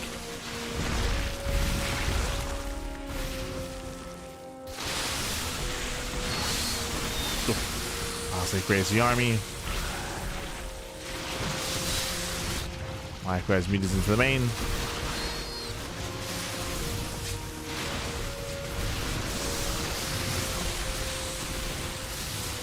And they try to at least. Hashing some reinforcements. Biles, they keep zoning. No major connections, not yet. But shoot through sheer numbers. Fjant may have enough massive Biles connect. Okay, it's working. He's just bullying his way through the Biles. As again, Hydra, they don't really trade too well against Roach Ravager. Biles, they just force out more DPS. Oof. They just keep connecting. Oh, good. Yeah, the Biles connect, Flappy. And they just keep connecting. We just take the Biles to the face, and with that Minizorg, he has nothing left. He's being overwhelmed. Yeah, we're stuck on Roach Hydra. Hydras are ideal against mutas, but they struggle against Roach Ravager. And with that, Fjant overwhelms the main army, pushes into the 3rd. At the same time, mutas are still in the main. They're still in the main base. GG gets called, and Fjant, he will claim the series 2-1, advancing on to the next round. GG. GG, well played. Very messy, very chaotic play here by both Fjant and Minizorg. Again, Fjant, he was losing a lot of workers, but he had a supermaxed army of a low drone count but a high amount of Roaches and Ravagers. And again, Roach Ravager is superior to Roach Hydra in these head-on fights. Roach Hydra can lead into lurker tech, or it can keep up better with mutas, but Ravagers, they just force out so much micro out of your army, as they're forcing you to back off, to pull away, to split your forces. Otherwise, you're taking Biles to the face. Otherwise, better trades here for Fjant, and GG. GG, well played. In the end, it does overwhelm. And in the end, Fjant, he will advance on into the next round. GG. GG, well played. With that, we are halfway through. We're halfway through the broadcast here. Let's quickly catch up a little bit on the matches today. We got you. Bam. Let's catch up the matches. Let's put a little bit of context as to what's been going on. There we go. Beautiful. Okay, so from the top here, we had Shameless versus UD Soldier. If you remember, that was how we began the broadcast. And Shameless took down UD Soldier 2-0, and Shameless, he will advance on into the next round. To face off against who? Bam, to face off against GG Machine. So you can see GG Machine, he's waiting there in the upper bracket finals. He's now up against Shameless. That's going to be occurring next week. That'll be next week's broadcast. We only had the upper bracket semifinals. From here, we scroll down to the lower brackets, as you can see all the way down here. Okay, so we just wrapped up with BabyMarine versus Rebellion. Rebellion did take down BabyMarine 2-0. Art took down Sebestis 2-0, so we have Art versus Jimmy. We have BabyMarine versus Hacker is top. We have Hormono versus Ledlix, and we have Moja versus Fjant, as Fjant just took down Minisur UA 2-1. GG, well played. So the lower bracket, this round 1 here that you see, just completely concluded, and now we have a lower bracket round 2.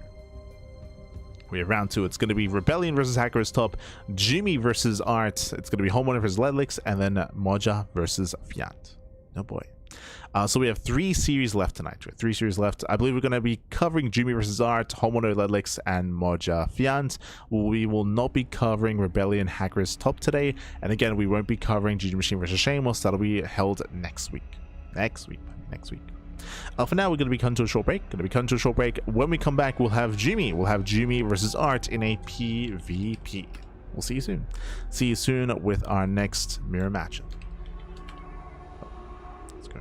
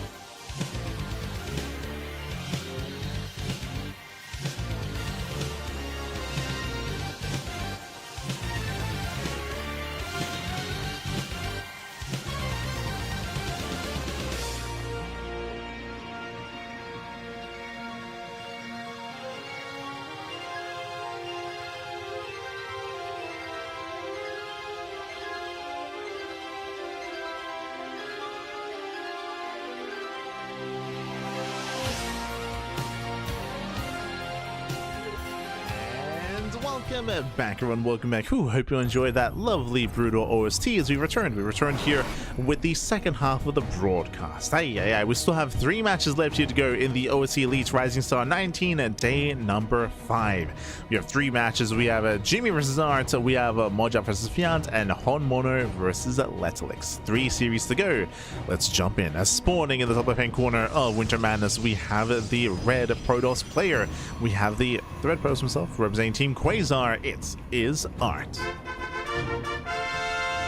And spawning in the bottom right hand corner, we have the German Protoss player, the blue Protoss representing Streamer Zone. It is Jimmy. So let us go. We have our PvP for in the chat. It is Gamba time. Predictions are now open. Place your bets. Place your bets on who you think will claim the series, on who you believe will advance on into the next round. Let's go. Let us go. Meanwhile, a big shout out to Big Stick Brisky in the chat. God, my God, thank you so much. Thank you so much for subscribing for 4 months. For 4 months. Thank you so much for the support. We appreciate it. Hope you enjoy the content. Hope you enjoy the casting. Hope you enjoy the style. Hope you enjoy it, Pappy. Thank you so much. As we are getting into our fresh series, once again, 3 series left here to go tonight, and this event is restricted to the up-and-coming players in StarCraft. If you do exceed, if you excel, if you have 2 high placements in tournaments in big premier events, then you are ineligible for the OSC Elite Rising Star tournaments. So we feature the up-and-comers, the rising talent in StarCraft. Let's go. As coming to this PvP, honestly, this could go either way. This could go either way here. We've been praising Art as of late. Art has been looking like a beast, and specifically in PvP. Meanwhile, Jimmy has been less active. He's been playing a little bit less. He's been streaming a little bit less. Jimmy has been taking a bit of a break. So I have a really hard time kind of placing Jimmy's current form compared to when he's at his peak, of course. Like peak Jimmy I would favor, but I don't know if we have peak Jimmy at the moment. As for now, Jimmy does go for the fake proxy pylon. Does go for the fake out. Art, he does go for his own pylon in his own base. So no proxy out of Art. It'll be up to Art to determine what exactly is going on. Is it real or is it fake?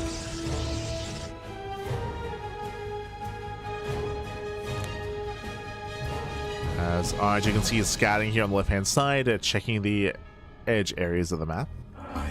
Second probe as well. This is already doing damage here for Jimmy. Jimmy's forcing just extra workers off the mineral line. Jimmy does scout both initial units. There's a cancellation. Scouting probe gets caught. A nice catch here by Jimmy. And Art is still searching. And shows the robo. Oh, tempted. Now checking here in the center. Does look to break out. Jimmy has expanded, bear that in mind. Remember, he went for the fake out, the 2-gate opener into Nexus. Very greedy build here by Jimmy. And Art goes for a later expansion. So Art playing from behind. So later expansion, later economy. Art, he does poke out though, and we'll see if he can take over the natural. Art does have more DPS, but Jimmy has force fields. Force fields, has the battery on the way as well. Art pokes in, and we'll see how Jimmy responds. It does activate Guardian Shield, locks down one of the stalkers. They trade 2 for 1. Oh, Onamas barely not. So a 1-to-1 trade. Sentries, they pull away. Art barely does get out of range and pulls out. In the end, better trade for Jimmy. It doesn't kill the stalkers, and actually, never mind, he does catch him. Does catch him out. A little bit messy towards the end. Jimmy did miss a shot.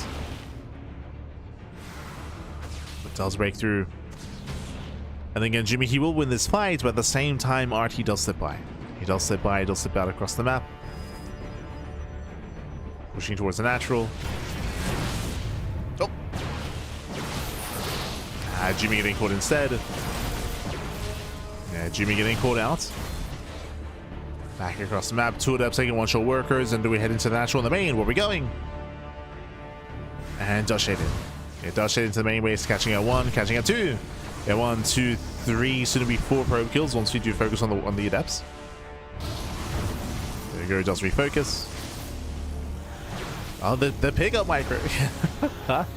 But four probes go down in the end. That does make up for the deficit that Art had. Remember, Jimmy did have the faster natural and the higher probe counts. In the end, Art, he does equalize, if not take a lead, I should say. Art takes a lead economically, behind this going into Blink, and meanwhile Jimmy going into Immortal production. Interesting. So early Robo, early Immortal production. This does mean that Jimmy is going to have a more defensive mid-game, Art having a more aggressive one. With Blink and with extra gateways, Art will have map control. Jimmy's going to be stuck at home. He's going to be stuck at home building up that Immortal count before eventually breaking out once he has, you know, 3 Immortals. Prism into the main. 2 up, second 1-shots. Art is in position. Oh.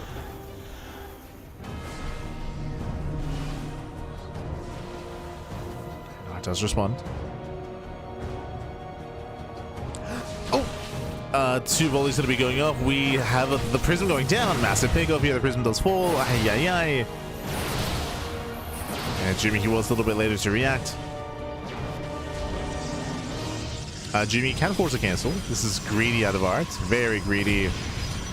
Yeah, the Immortal has arrived. There's a cancellation. Art is punished. Something going Jimmy's way.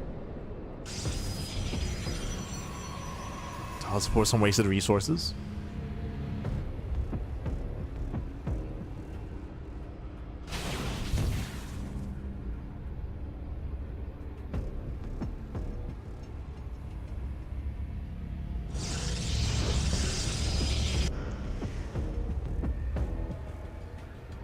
Oh, god damn it. And Jimmy, it looks like he's locked in, baby. He's locked in. He is in form. He's going for the ninja expansion. Doesn't need to, but this will ensure okay, remember that I thought it was Art's Phoenix. This will ensure that Jimmy keeps the base hidden. It means that Art, he moves out to cancel, and if it was our standard base timing, he would force a cancel, but Jimmy does get his third base sneakily up and running. Meanwhile, Art's gaining high ground vision. He can dive into the main base. Does he go for the economy or the tech? He's going for the tech. Ooh, he's going for the Robo. Massive pickoff. Considering this is Robo heavy. Robo goes down. Stalkers, they get away. They blink away. Only 2 Immortals.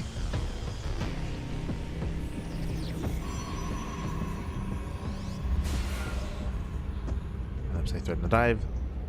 Desperation here. One behind. Dark Shrine. And Dark Shrine out of Jimmy. Going for DTs.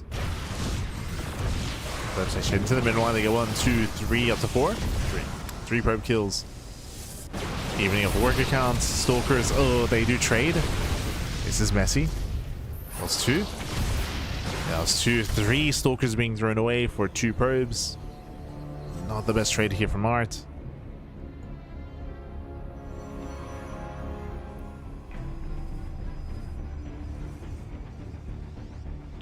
Art, he did not scout the tech. He did get eyes on the new Robo at least.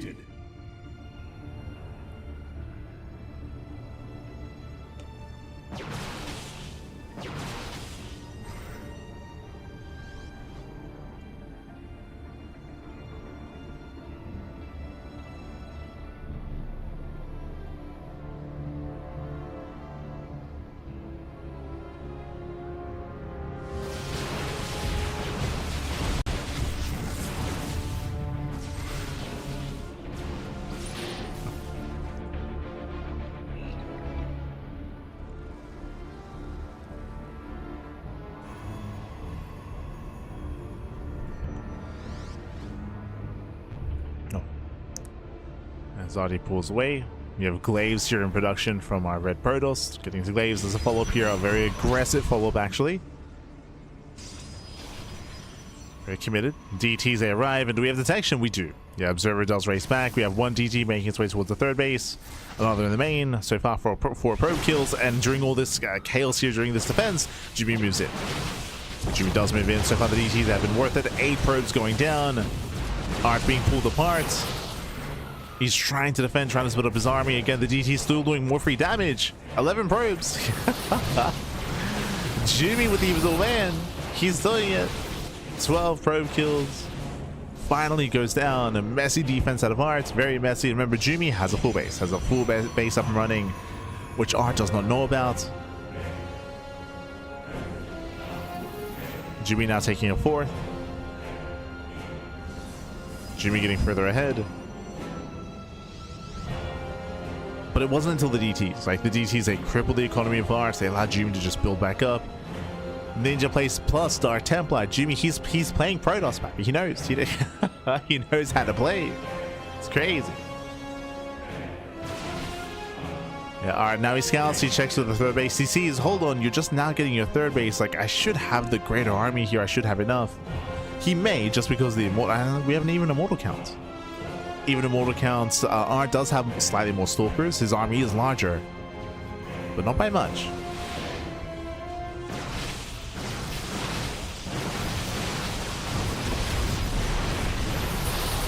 It's gonna be the cancel.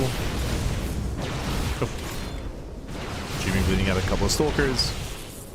At the same time, dropping to the natural. Art does warp in. Does warping back at home. Does focus on the prism. Prism goes down. Massive pickup. But Art turns everything back around. And again, the reason why he's doing this is because he believes that Jimmy's being contained on 2 bases. It's not true, Pat. It's not true. Oh, flicks in. Does go for the dive. Catching out of the Immortal. Nice catch. Does catch a couple of Immortals here. Likewise, catching another Immortal as well. Does force a cancel. Alright, he can still pull this up, by the way. He still has a bigger army. As he got 2 Immortals. 3 even. There's 0 Immortals left. We blink in. And again, despite the spiciness here from Jimmy with the Dark Templar, with the Ninja base, Art, he just overwhelming. Just overwhelms. He just focuses on the Nexus, okay. Oh, no, the DTs! No detection. Oh, yeah, no detection here.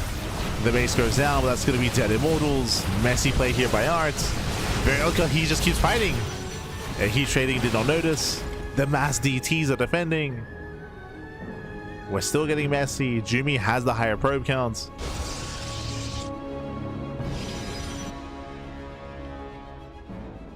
Jimmy has more probes, but he's double expanding.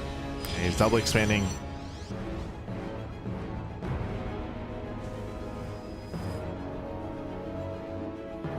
Reclaiming his natural, now taking his 4th base. Shouts out Ninja expansion, keeping Jimmy in this game. He's still in there.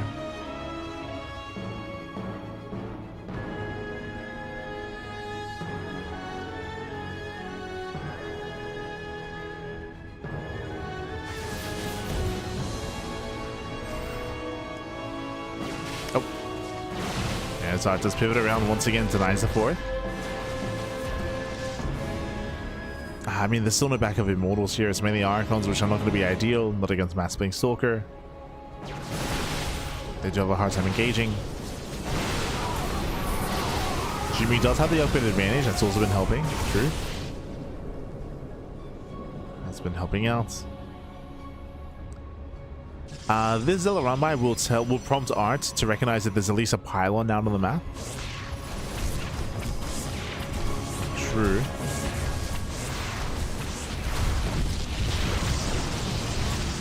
And we'll see if he goes looking. Oh, he does. No. Yeah, he finds it. He finds the Ninja base. Now Art knows. And there's no saving this. There's no saving the Ninja expansion. Not like this. Base is under attack. Yeah, DTs, they keep harassing. One DT gets picked off, so does the other.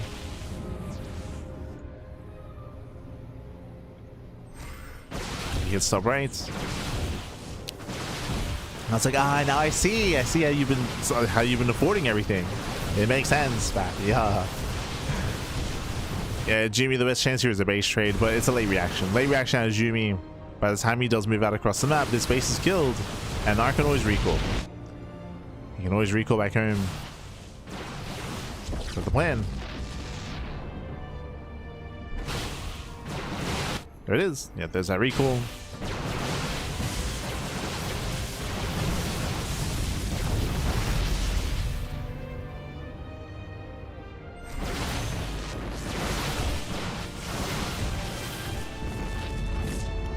Catching out 2 more Archons in the recall.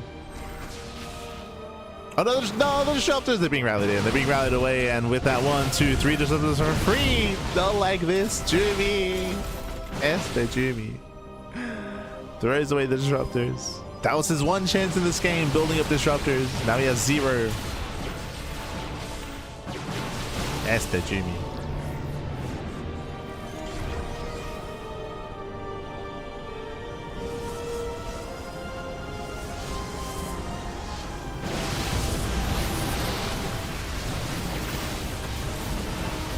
Now with that, the final fight here is Jimmy. He attempts to engage. Again, he's down in army. Adding upgrades, disruptors that will not connect. There is 1 singular DT here, no detection. No detection. That was going to be going up. Ooh, brutal connections. Do we have an observer? Out. There we go. Observer does arrive.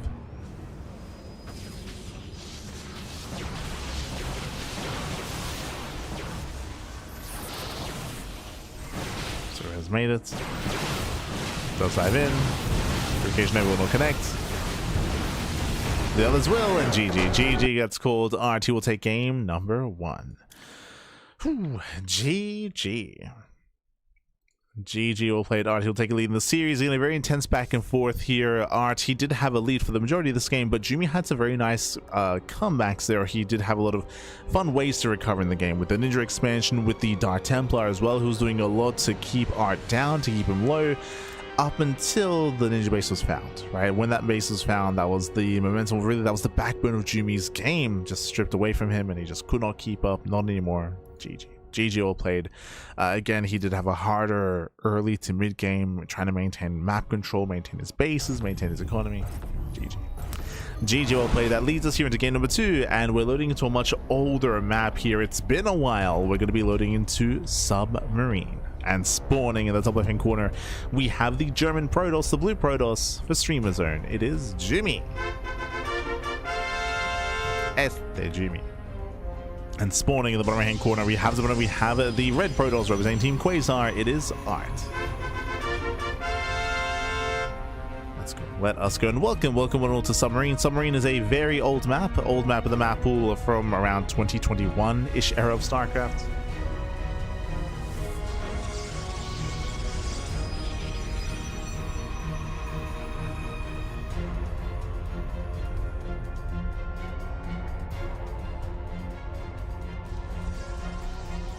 They go around 2021-ish era of StarCraft, if not 2020 even. So again, very early on during the COVID era, if you will, and this was renowned for being a very aggressive rush map, right? Rush map, short rush distance by ground. We have a low ground 3rd, low ground 4th base, high ground area in between the bases, direct path across the map. Now the upside here is that there are a lot of choke points, so you can slow down the army and engage ahead of time. As the game progresses, these rocks get opened up, and that's no longer the case. But again, it's been years since we've casted this map on a regular basis. Now you might be thinking to yourself, like, hold on, why are we loading into Submarine? What's going on? Well, to be fair, to give you credits, we haven't actually featured any new maps or any of the quote-unquote new maps in this map pool. OSC tournaments feature an extended map pool. What does that mean? That means that every season, it does happen on a seasonal basis, players, they vote on older maps to be added to the map pool. Not to replace maps, but to be added. That's why it's extended, not a custom map pool. It's an extended map pool with added maps. I believe Submarine and Hecate were added this season, which are 2 rush maps. Not Hecate. It was Submarine and I think Beckett Industries. That's it. That's the other one. God. Beckett Industries was also added, which is also another rush map. Hecate's a more modern map, if you recall. But yeah, the players, they voted, got these maps in for the next couple of months, and then OSC, they rotate, right? They do re-voting, then they rotate maps.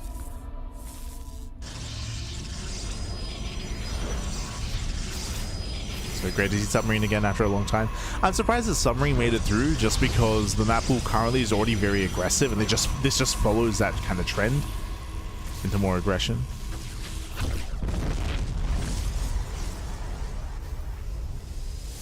As this time there is no proxy, both players do expand. Just 2 gate opener into Nexus out of Arts, a 2 gate opener into Nexus out of Jimmy as well. So we are opening up.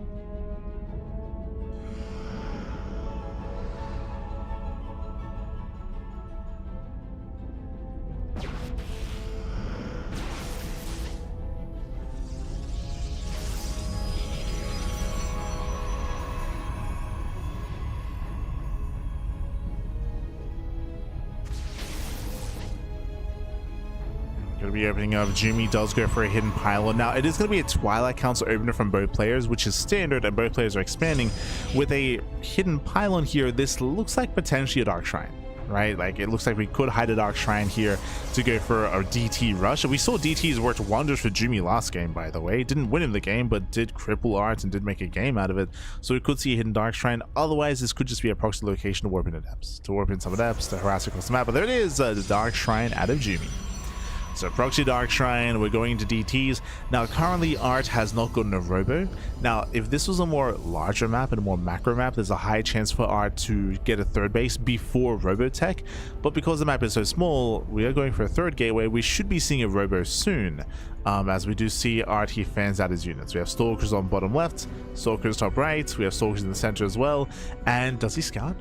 He does. He scouts the Dark Shrine. Massive moment here for Art. He is now fully aware, and bam, Robo gets thrown down as a response. There's the Robo. We'll have detection. Ooh, does force a cancellation here. That is a rough moment for Jumi. Ay, ay, ay. Very rough.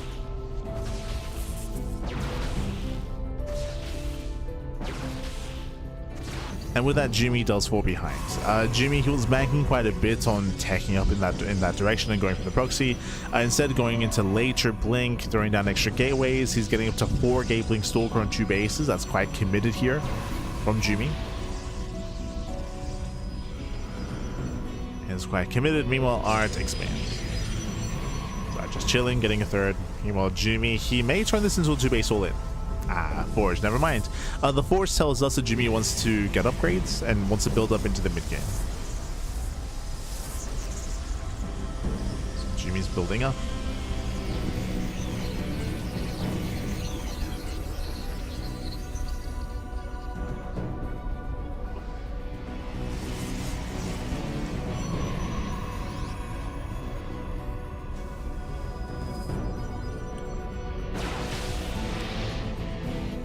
Building up. Likewise, it's that later third. Art has map control. Art has momentum. Art has, I believe, more Stalkers. Yep, more Stalkers as well. And we'll see if Art can force a cancel. That'll be ideal for Art. That'll be detrimental for Jumi. This map is so small that going for a ninja base is not as viable. One more volley. He gets it. Does force cancel. Oh. Yeah, Artie blinks away. Gets a reshot up. Outtrades Jumi. Getting 2 Stalkers and a Sentry as well. Oh, and he gets another using and making use of the tall grass. Yeah, extra volleys, extra shots. Ay, ay, ay. Jumi kills 3 Stalkers. Art killed 4 Stalkers and 3 Sentries. A much better trade there for Art. Jumi's in trouble. Is in trouble. Behind this, going into Glaives. This is once again, I wouldn't say desperation, but it's a way to recover in this game. Going to Glaives will allow you to potentially bypass the main army, bust into mineral lines, kill workers. Doesn't scale too well into a longer game, but has potential. And we're also rushing into... Okay, this is desperate. We're going for a second robo and a bay. Basically, what the plan is here is that Jumi is hoping that he's left alone. If he's left alone, bam, double disruptor production. And that is a way to recover from a smaller army. You can be down 20-30 army supply. With some well-placed Novas, you can recover. But before the Novas kick in, before disruptors start spawning in, we are here. Artie's pushing across the map. He has the army. He's ready. He's got the Immortal as well. Stalkers, they go for the dive. They're going... And GG gets called. I'm pretty sure Jumi was hoping that the prism was a little bit closer because he didn't know where it was. He didn't know where it was, but this prism is so far away. Stalkers, they blinked in. There was nothing here. Nothing here. GG, well played. With that, Art will claim the series, and Jumi is out of OSC. GG, well played, Jimmy. He's out of the OSC Elite Rising Star tournament. Art will advance on into the next round, where he is still, of course, going to be waiting for his next opponent for next week's matches. Meanwhile, we have our next series. It's going to be a Terran versus Protoss matchup. We're taking a break once again from mirror matchups. No more mirror matchups moving forward here. It's going to be a TVP. Hope you're ready for some animalistic gameplay. Hope you're ready for Honmono versus Ledlix. Let's go. It's going to be a TVP. Again, Honmono, he's a very aggressive player. Rarely does Honmono not all in. Rarely does he macro. Not saying he never does. Every now and then, you do see a rare sight of a macro game with Honmono getting a third, getting a fourth base, and building up his economy. But it's like, you know, once a month sort of thing. It's quite a rare sight. As spawning in the right-hand corner of the Old Republic, we have the Italian Protoss player. We have the red Protoss. It is Ledlix. And spawning in the bottom left-hand corner, we have his opponents. We have the blue Terran player, the blue Terran himself, representing Team Hyper 1. It is Honmono. Hello. As if on cue, as he mentioned, Honmono, he's a very aggressive player. Very often, 1 base all-ins, proxies, cheeses, 2 base all-ins. So that is what we expect out of Honmono. Does open up with 1 SCV across the map. Just the 1 SCV so far. Bear that in mind. Rax back at home as well. Okay, so it's going to be 2 Rax... I was going to say 2 Rax Reaper. Technically, this could be Rax at home for Marine and then Proxy Marauder to reinforce and then to hit all at once. Otherwise, it should be Reapers. Other option here is Marine and Proxy Marauder. Eyes are on Honmono. Now, Honmono does have a reputation nowadays. Everyone knows, everyone is aware of how aggressive and cheesy Honmono is. So Ledlix, he goes in and he confirms that the Rax is here.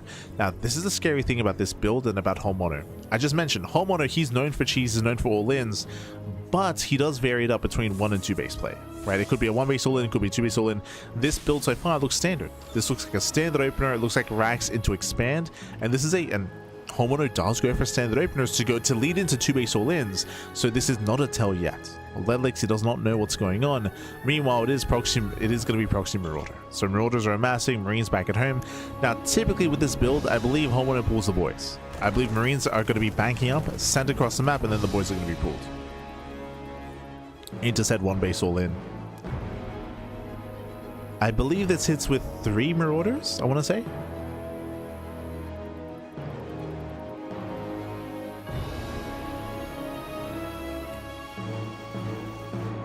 Marines are moving out.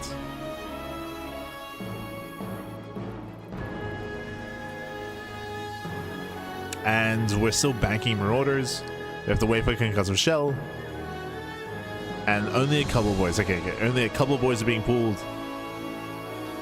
There's going to be 5, I want to say like 5 SCVs. Yeah, 5 SCVs. We're going to be hitting with 2 Marauders. We're getting a safety battery here on the low ground. And Ledlix, can he hold on? He's going to have to pull the boys himself. He has to pull the probes. And here comes Honmono. So there's 5 SCVs. Zones away the Stalker, getting us all the battery. Yeah, Bunker gets thrown down. Honmono pulls away the Marine. They're getting quite low. And Marines are getting low here. And 1 Marine down. 2 Marines go down. Massive pickups. Gets 2 Marines. Bunker is denied. Honmono needs more than this. He gets in. He gets in. He gets in. He gets 1. He gets both Stalkers. Massive pickups. He gets around it though. Oh, big surround. The Marauder gets locked down here. We have another Stalker coming in. It's still a very close defense. The battery is almost done. We just have to buy enough time for the battery. Oh, that's a kill, not a cancel. And Ledlix holds. Oh, Ledlix does hold on. Honmono did have some miscontrol. Again, getting surrounded, getting locked down. That was miscontrol out of Honmono. And here comes the second. There we go. The rest of the boys are being pulled. Again, 1 base all in. Either Honmono kills Ledlix or he dies trying. Again, this is very Honmono. Just double down, commit, send it, baby, send it.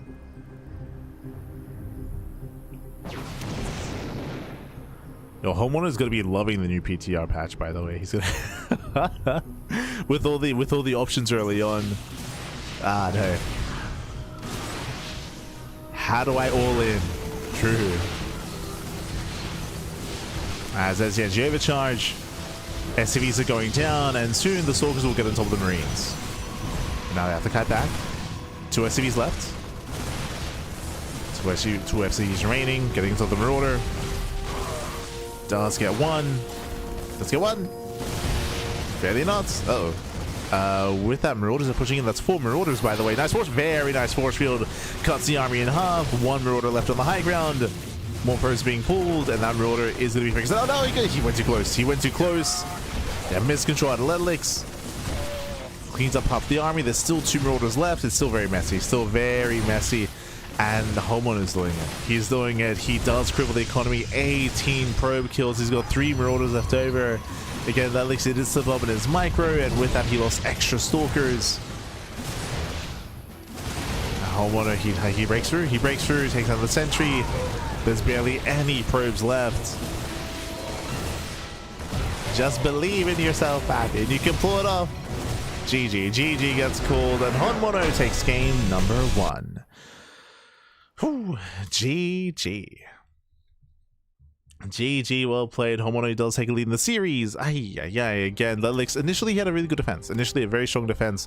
But as you saw, there were a couple of moments where he was lacking target firing, where he could have gone for Marine kills, could have gone for Marauder kills as well. So he did mess up when it comes to the control. He did cut back into his main base, and in doing so, we saw once again a force field of the ramp, but he still fought within range of the low ground Marauders, which should not have happened.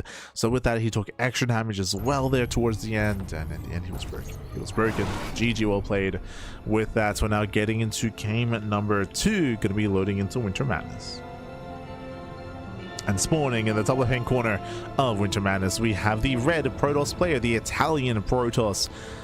It's out of the series. We'll see if we can bounce back and force the ace match. It is Ducklings.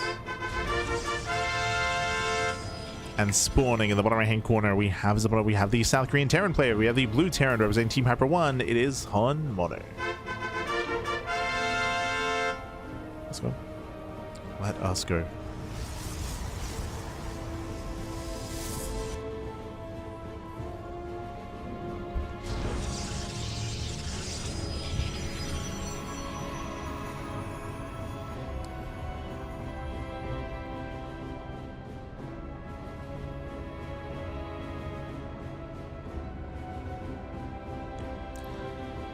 From here, Ducklings, we are going to be setting up, going to be going for a scout across the map. Once again, Homeowner, he will have his racks back at home to defend, or I should say he does have his racks back at home at the ramp, but just because we have the racks back at home doesn't mean it's not going to be an all-in. Now, last game we have the proxy. This time there is no proxy on the map, but this can still lead into an economic 2-base opener into a 2-base all-in, which is what I'm expecting out of Homeowner.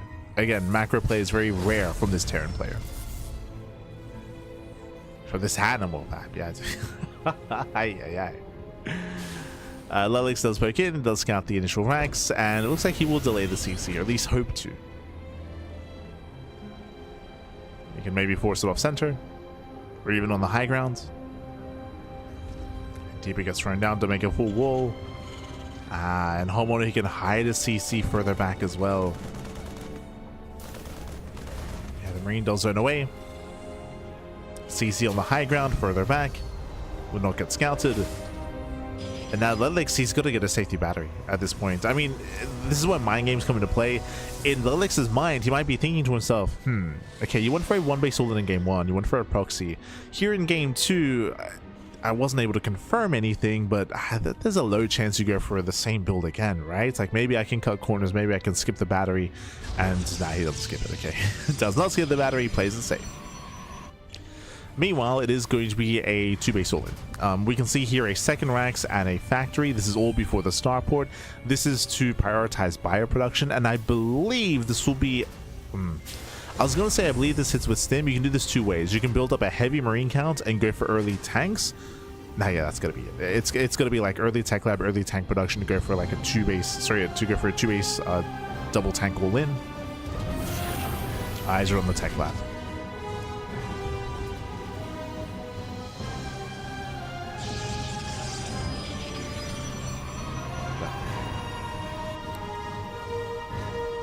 Yeah, Tech Lab is on the way. On the racks first. So South would follow up. We'll see if we go for the add-on swap. No. No add-on swap.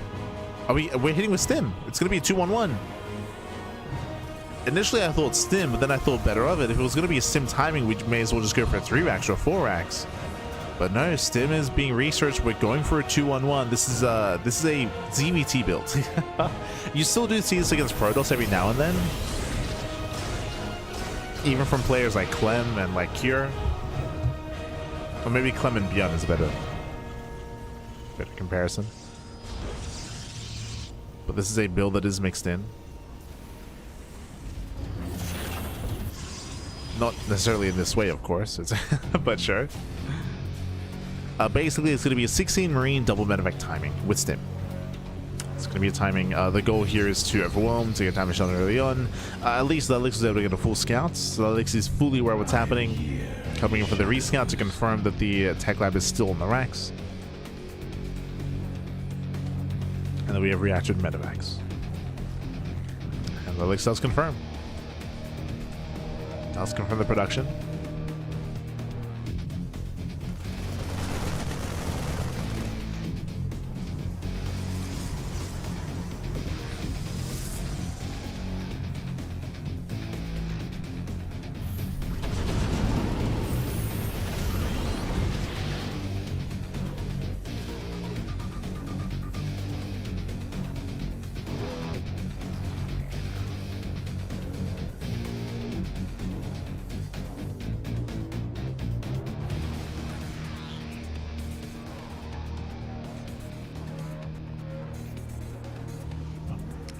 As a double jump does get across the map, at the same time Lelixia does move in.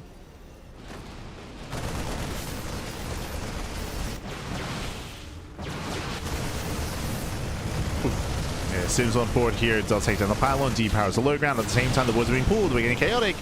We commit across the map here at Gateways depowered, pushing into the main base, limited warp ins. Ooh, Stalkers are going down back at home. Homeowner he defends, even forces a recall, and Homeowner he goes straight for the mineral line, he sims in. Trades with the probes, kites well, mine shot. Ooh, connected with 3. Yeah, connects with 3. There's 4 Stalkers left. And Lelix, he will defend, he will clean this up. And work accounts are quite similar. We have a similar economy here. Obviously the production is depowered and the production is disrupted. Homeowner getting ready for a second wave. Homeowner does have the better economy, bearing in mind that Homeowner has mules. He has mules on top of this. So Homeowner, he has that economic lead. And Lelix changing gears here. That's a concern. So Blink is done. My apologies. Blink is done, and now we're going straight for Colossus production. But that's a bay after the 3rd base. And against Homeowner, this feels quite risky. It does feel risky. Here goes Homeowner, he's gearing up for wave 2. The boys are being pulled. Yeah, it does pull the boys. And this is hitting pre-Colossus. The Colossus will not be a part of this. There's no safety immortal. The immortal now begins. But there's a late decision here from Ledlix. Again, he chose to get the faster 3rd. That 3rd is not going to help. It's not going to help. The all-in is scouted. Homeowner moves in.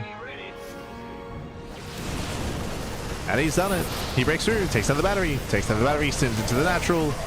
Going for the Atchison pylon once again, depowers everything at the natural base. It just straight up kills the robo. There will not be a Colossus, not in this game. Oof. Mindshell punishes. And Homeowner, he just sims on 40. He just sims and he wins. He gets in time mineral line as well. Water mines a concern. Oof. They connect. GG gets called. Homeowner, he will claim the series 2-0, and Ledlix is also knocked out of the OSC Elite Rising Star. GG, well played. He does it again. He does it again. Homeowner with the non-stop all-ins. Game 1 going for a proxy, going for a 1-base all-in. Here in game 2 going for a 2-base all-in off of a 2-1-1. It was a very chaotic early game here, but Ledlix, he was able to hold initially against the first push. But unfortunately, I do feel like Lelix was too greedy. He got a 3rd base and he got a bay as well. Instead of going for extra gateways, extra warp ins, safety immortal production, extra batteries, like he was Lelix, because he survived the first wave, he believed it's like, okay, I survived. Now we're gonna get into a macro game. It's Homeowner. He's not gonna macro. He's not. He's not gonna macro. He's not gonna build up. He's going to double down instead, and with that, Homeowner he overwhelms, and with that, we have our next series. It's going to be a ZVT. Oh. It's going to be a ZVT here between Moja and Fjant. Oh boy, the final series of the broadcast. Let's go. So just double checking. I don't think I opened up predictions for that last series, unfortunately. Yeah. Okay, we'll make sure. But one series left here. Moja versus Fjant, TVZ. Let's go. Now, Moja, there are some comparisons that can be made to say that Moja's like the European Honmono. I think I would have said that was Ziggy back in the day. Ziggy was more known for being very chaotic and very aggressive, but Moja is very similar, specifically in TVP. Like, we have seen a lot of all-ins, a lot of cheese out of Moja, but we'll see how he approaches this matchup instead. As spawning in the bottom hand corner of the Old Republic, we have the yellow Zerg player, the Swedish Zerg representing Team Brody. It is Fjant.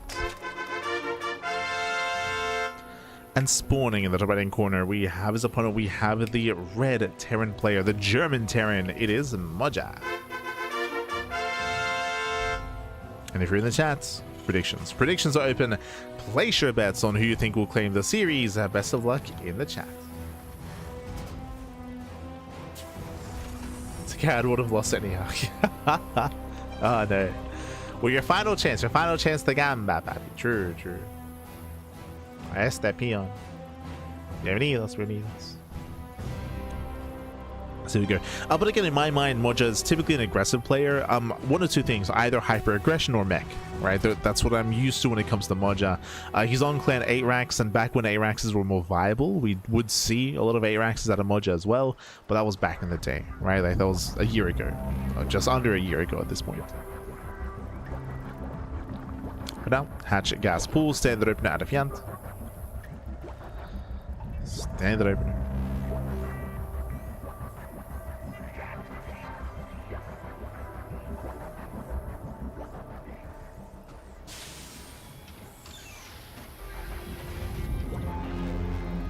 Opening up. Rax expands. And from here, we'll see how we tech up. Do we go into a factory? Do we go into a second rack? Do we go into a faster CC? Likewise, Fjant, we were just expecting Hatch Gas Pool into a third. Fjant, I don't really think he's much of a Roach Boy too much, not compared to some of the other Zerg players out there. We're expecting Ling Bane, but I'll be honest, I haven't really seen much of Fjant this patch.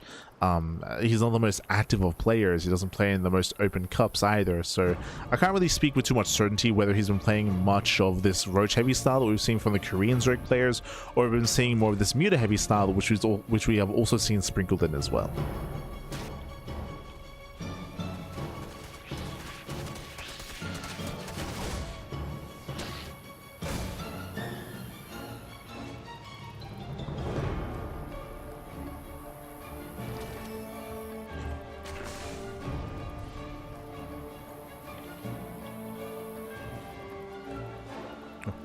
As now Link Speed is going to be on the way. Getting to Link Speed, Fjant does pull out, so standard follow-up. Meanwhile, Moja going for his own 1-1-1. Ooh, okay, so delayed third CC. Hyper aggression out of Moja, going for Reactor Hellion and going for faster Banshee play behind this, or even Liberator play as well. Moja, he's committing a little bit harder here. And we'll see if this leads into, like, say, a Hellbat push. We'll see where this goes. Oh, not Hellbats. This is going into BC. Fusion Core. It's been a while. It's been a while since we've seen a BC rush like this. There's no second starport, but we are missing that to add on here. Should be working on it soon. For now, popping out Hellions. The Ola is going to confirm. No anti-air. So usually, I don't know if you noticed, but this starport was left idle for a bit. Usually you go Fusion Core into Viking, and then the Viking denies your Overlord Scout, and then you can embrace your BCs.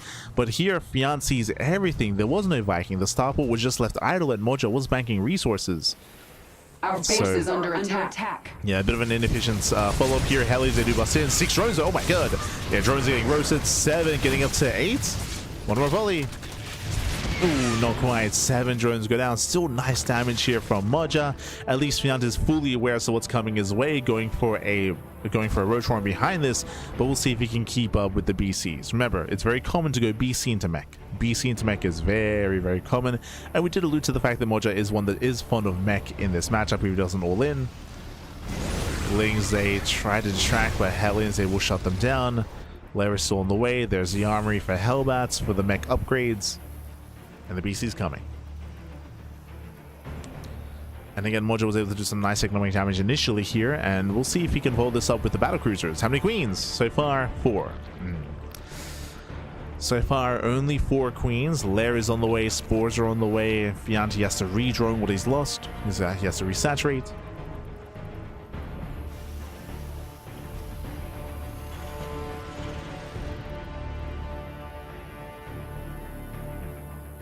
We'll see if Moja can pull this off. Moja.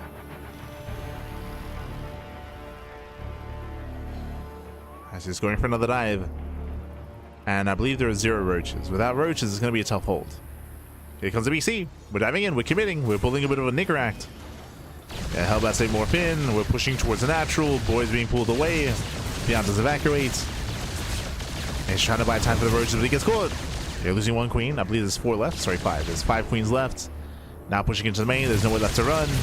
He has to try to fight. He will lose another queen. Last chance to use, but there we go. 2nd queen, 3rd queen, 4th queen, 5th queen goes down. All the queens are falling. And do we get into the mineral line? That's the real question here. Can we get into that mineral line instead?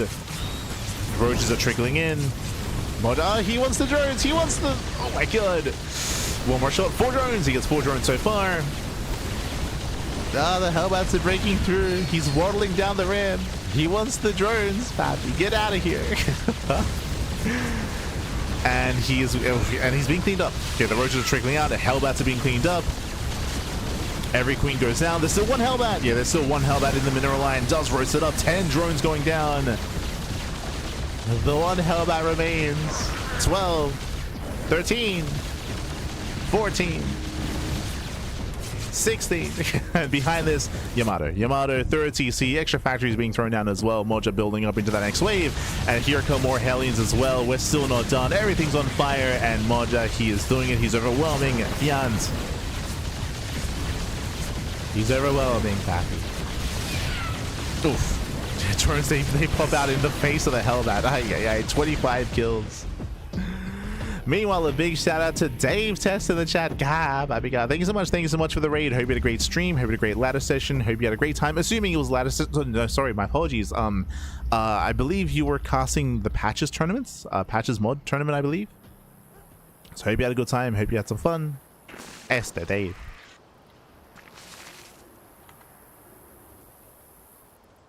No? Okay. My apologies. Ladder. Regardless, hope you had a good time. Didn't even know what was going on, just playing PTR. Fair enough. But regardless, thank you so much. Hope you have a great evening. Hope you enjoyed your time in the PTR. Hope you enjoyed. And big shout out to Dave, who is one of the big names and big organizers behind the KSL. So if you're a fan of the Korean StarCraft League, you're a fan of Dave. True. Thank you so much. Gracias.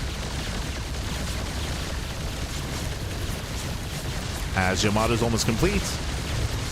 1 BC teleports away. 2 seconds. 1. Oh, isn't quite it. I feel like we could have gotten 1 Yamato off before the teleport, but regardless, teleports back home to defend. Ling round by will not catch a Hellion. Moja, he does hold back at home, and Moja has a superior economy. Moja, he's on 3 bases, 60 SCVs plus mules. A massive economy here for Moja. Fjant still on 50 drones. Still re-droning, recovering. Moja's Fjant, he has a ways to go here to build back up, to build up his economy, and then to focus on the army as well. He's got 0 upgrades as well. He has link speed, no roach speed, no evo chambers, no upgrades, no spire upgrades either. Fjant, he's limping along. There is still a chance here where maybe Fjant can catch some stray units here and there and try to catch Moja before he gets out of hand and out of control. Essentially, Fjant is all in. Fjant is all in. That's why there's no 4th base, and that's why there's no full saturation of the 3rd. It's all or nothing for Fjant. He knows he cannot get into a macro game from here. There's no macroing after all that damage. Oof. Remember, these are slow roaches. They get bullied back. And now we start droning.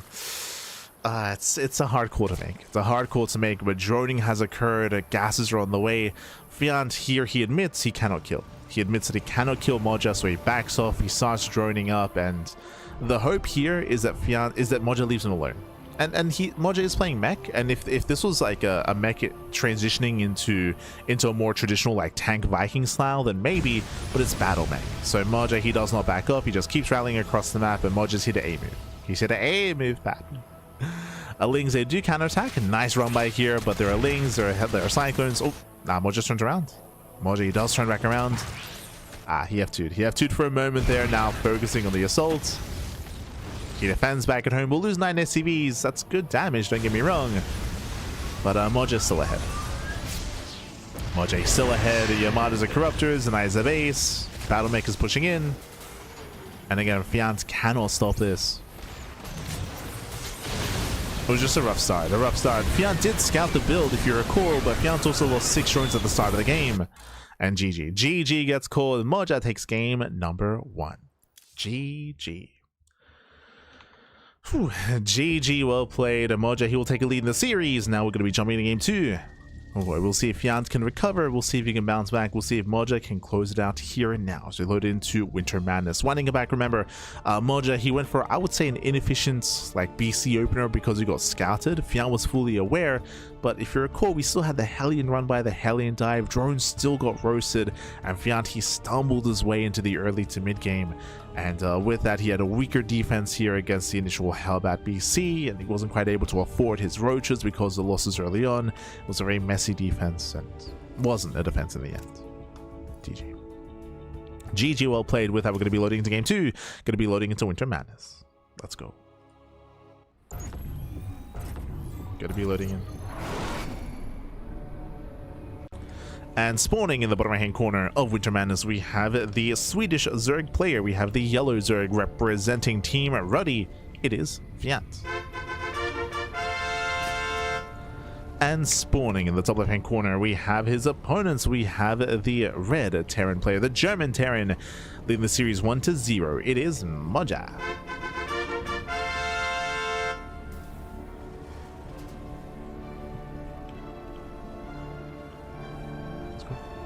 Let us go.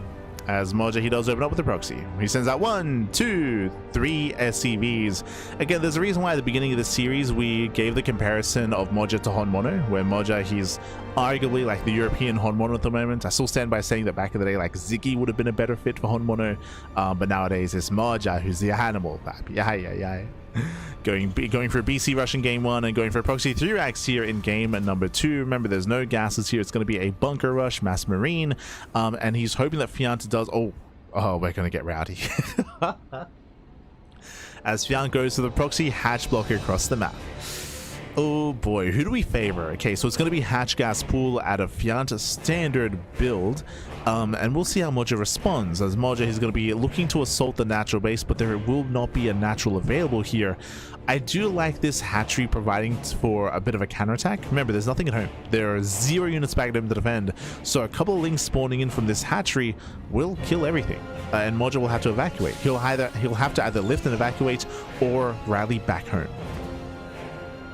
One or the other, but I believe the wall off will not be done in time, or we'll see. We'll see how the wall does get constructed. Fjant's going for another hatchery. This will delay the queen. This will delay specifically the second queen, which would have been across the map, to be fair. Yeah, Moja now throws down the bunker, scouts the main. It's going to be one base roach. Quick reaction there by Fjant. Very quick reaction. Yeah, cancels the low ground. Good call. Gives up on the low ground. Lings are morphing in across the map. As you mentioned, there's a very low chance that there's going to be full wall in time. So these Lings, they can wreak havoc. And Moja's all in. It's all or nothing. Spine crawlers on the way. Gas mining is being denied. True. Does my gas. Gets 1, 2, 3 drones. Oh no! Almost gets surrounded. We'll lose one Marine. Yeah, 1 Marine goes down, a 2nd Marine as well. These are heavy. 3 Marine kills. Big overextension from Moja. That should not have happened. 3 Marines go down. A bunker is going to be denied. And some big miscontrol here from Moja. At the same time, Lings, they get across the map. They do try to poke up the ramp.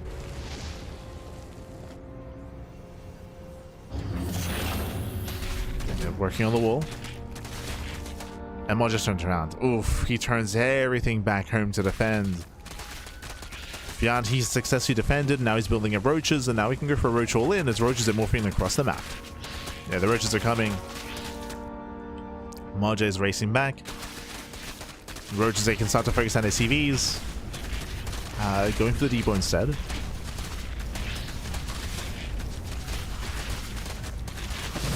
There we go. Gets one, gets two. Marines, they've made it back home. Does Moja clean this up? There are 3 roaches. Late reaction. Yeah, Moja had a late reaction there. Stayed on creep, losing 3, losing 4 roaches. Sorry, 4 Marines, I meant to say. And can still clean this up. Lings are popping out. And the Lings, they do barely pop out in time. Nice cleanup, every Marine falls. And Moja, he breaks through. He keeps on breaking through. And again, the reinforcements are so late. We're rallying from across the map. Very late reinforcements. Very rough defense here from Moja. GG gets called. GG gets called, and with that, Fjant ties up the series. We are going to the ace match. GG. Whew. GG, well played. We're going to the ace match. Here it all ends on game 3 on Tourmaline. Again, a very chaotic game here as we had a proxy 3-Rax against a proxy hatchery out of Fjant. As he mentioned, Moja, he failed to break the main base. The spine crawler was on. I will say that Moja did have some miscontrol, if you remember. He, for like 1 or 2 extra seconds, stayed on creep, which meant he got surrounded. So his initial 3 Marines were killed, and they shouldn't have. Those 3 Marines should not have been killed. They should have been kiting further off of creep to be able to maintain themselves, reinforce, and get up to 6 Marines, and then protect that bunker. And if that bunker gets up and running, different game. Different kind of story there, but in the end, Moja did slip up, and with that, we're going to the ace match. Let's go. We're going to game 3, and we'll see how the story ends. Again, the final game of the series, the final game of the broadcast, and spawning in the top right-hand corner here of Tourmaline, we have the Swedish Zerg player, the yellow Zerg, representing Team Roddy. It is Fjant.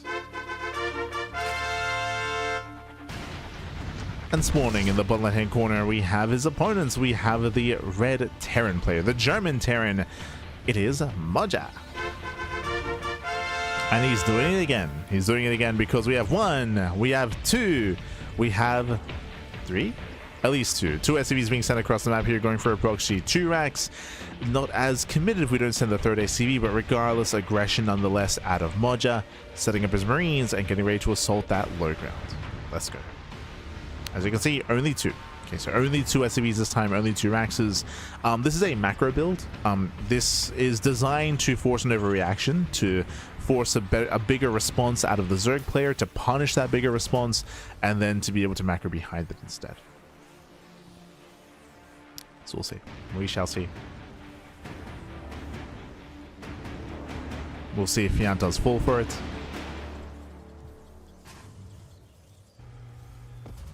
Let's go.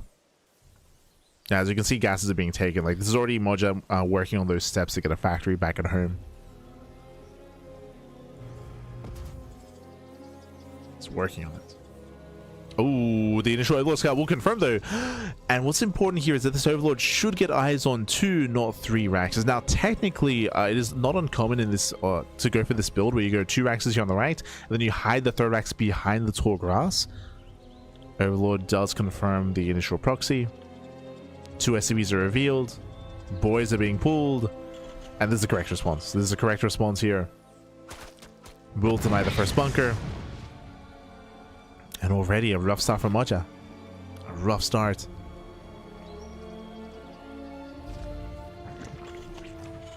Spine's on the way. Getting a queen, getting more Lings. It's going to be on Fjant here to minimize losses. He will pull back the weaker drone. Nice control. Oh! Yeah, nice control so far. Drones are low, but doesn't lose a single drone. Delays the bunker. Once again, chasing the Marines. Will lose 1, will lose 2. Yeah, 2 drones do go down. zones away the bio army, denies the bunker, kills both SCVs, and now we can just go back to mining. Now we can just go back to mining here. This is some of the we'll lose one circling here. We don't have to focus on the bunker. Spineclaw moves up and Fjant holds. Fjant, he does hold on. A pretty clean defense. Pretty clean defense. Did lose 2 drones, but he killed 2 SCVs, so it's fine. So clean defense here by Fjant. He can now camp the production. Going for the Raxes. Catching at the Marine. Very nice catch. Yeah, catching at every Marine, actually. That's going to be 5 Marines going down. Ay, ay, ay.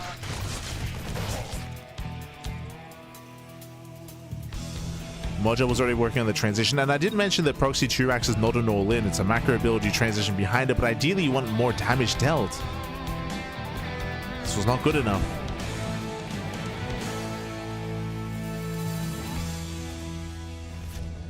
Yeah, not good enough damage. With this Fjant, he's now fully saturating on 2 bases. Joining up his main. Link speed is on the way. This can lead into a 3rd. So far, Fjant looking good. So far. We'll see where Moja takes us. Behind this, going for his own 2-1-1 follow-up, or I guess 1-1-1 follow-up, as he's throwing away one of the Raxes. Early Viking?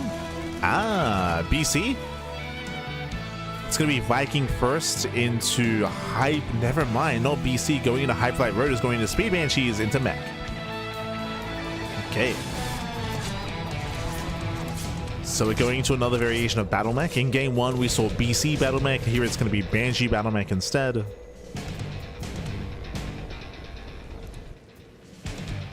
Banshees do have a little potential, of course. There's that 3rd command center.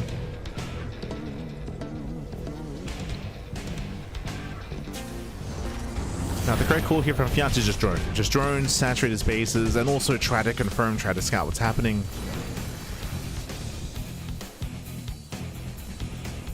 Wing speed is done. A new queen has emerged.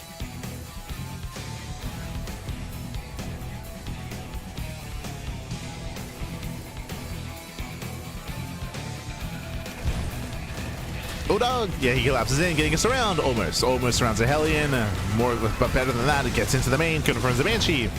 Yeah, sees the Banshee, sees the researching tech lab as well. Big scout here from Fjant. You also might confirm the CC. Oh, does. Yeah, does confirm the 3rd command center as well. Knows there's no 2-base all-in going on. And Fjant knows the drone and gets spores. He knows. Yeah, Wings, they flood on forward here. They surround one of the Hellions. He gets 1, he gets, wow, he gets 2. Yeah, both Hellions are caught. Massive pickups. Allows Fjant to freely drone. To freely saturate. He confirmed there was no add-on on the factory either.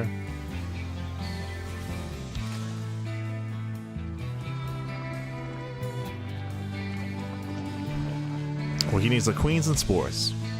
Queens, Spores, and drones. The Lings are keeping the Banshee back home. There's that 2nd factory and 3rd factory. As we mentioned again, Banshee into Mech.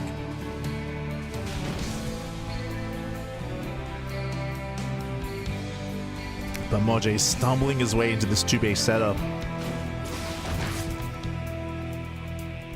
Banshee does get some drone kills though. Hold on. Okay. Does get 1 drone kill.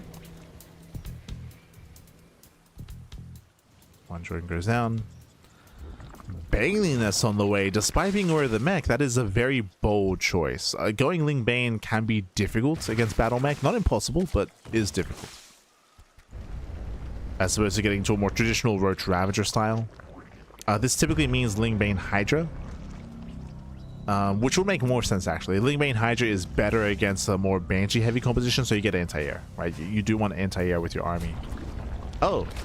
I assumed Ling Bane Hydra. No, it's going to be Ling Bane into Spire. Okay. That's going to be the anti-air of choice. Interesting. This can lead into meter play, by the way.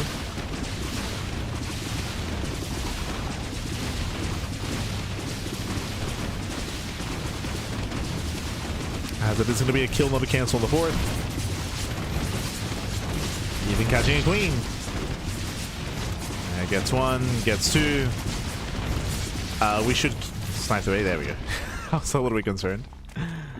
They'll snipe the expansion.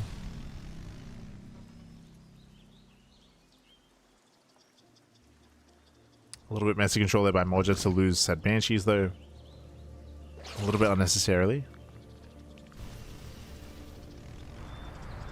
And we're going to make up our minds here. Again, I initially thought it was going to be Lingbane Hydra, and it looks like it is. Cancel the Spire. Did cancel in the end.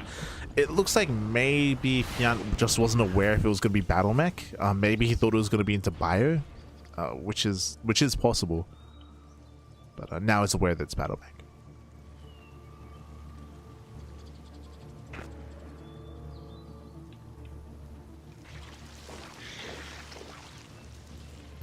Maybe thought it was going to be Bio instead. We're here, Double Banshee. They can one-shot drones. He can one-shot, he will. 1, 2, up to 3. 2 drone kills. Banshee falls. That's not quite worth it for Moja. Bearing in mind, this was a bigger commitment from the Terran. He got not just Banshees, he didn't just get Cloak, he got Hyperfly Rotors as well. It was a big investment into these Banshees, and I would say so far they've not paid for themselves. They did kill a base. I mean, true, I guess they did kill an expansion. That's something.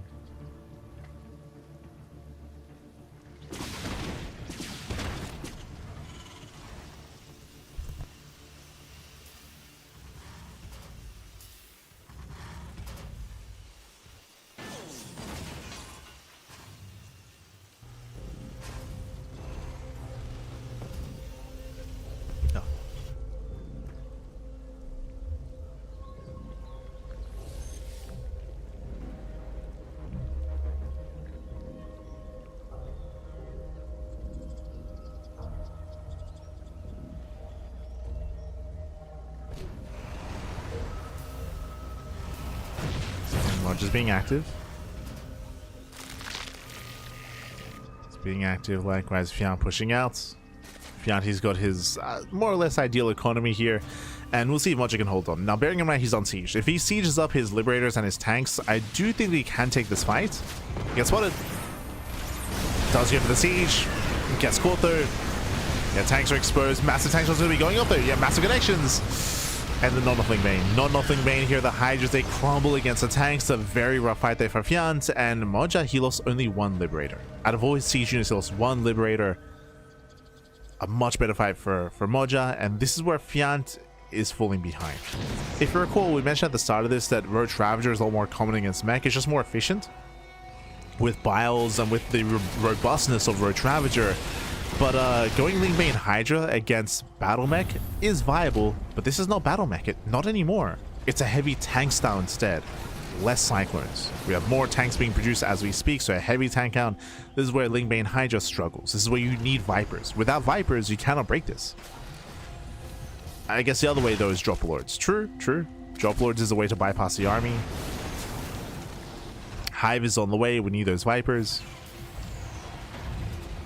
Moja hunkering down that center expansion. He's hunkered down. He's got his tanks. But there is an opening here. There's 1 tank protecting the 3rd base, and there's nothing in the main. So here we go. We're going for the Doom Drop.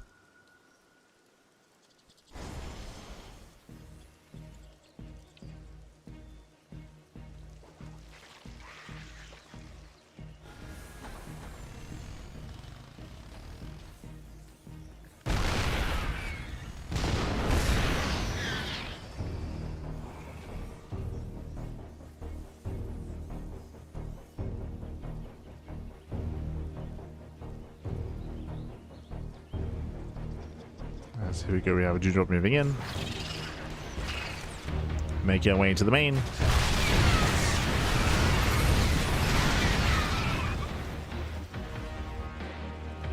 does make his way in. Larger heat defense center expansion. And we're getting into the production. Can we get into the factories? So far, does force a lift. Quick reaction by Moja. Does lose minimal SCVs. Fjant tries to move in, but ooh, he runs into a wall of tanks. And Liberation has arrived, and honestly, this drop doesn't get much done. Delays mining in the main base, and caught one Thor. One Thor went down. I want to say 1 tank as well. Okay, better drop. Ooh, suddenly 13 SCVs, 14. Okay, much better here. 14 SCV kills. This does make up for it. I want to say part of that was friendly fire. Partly. Two SCVs. As Fjant even gets away with a handful of units. Oh god! Gets away with a handful of units. Yeah, it does pull away. Behind this, we have this. The hive is now done. We have a greater spire on the way. Interesting. Trying to dive in. Once again, though, you cannot break this position without Vipers. And we're not going for Vipers. We're going for Infestors. Okay. Infestors are in production.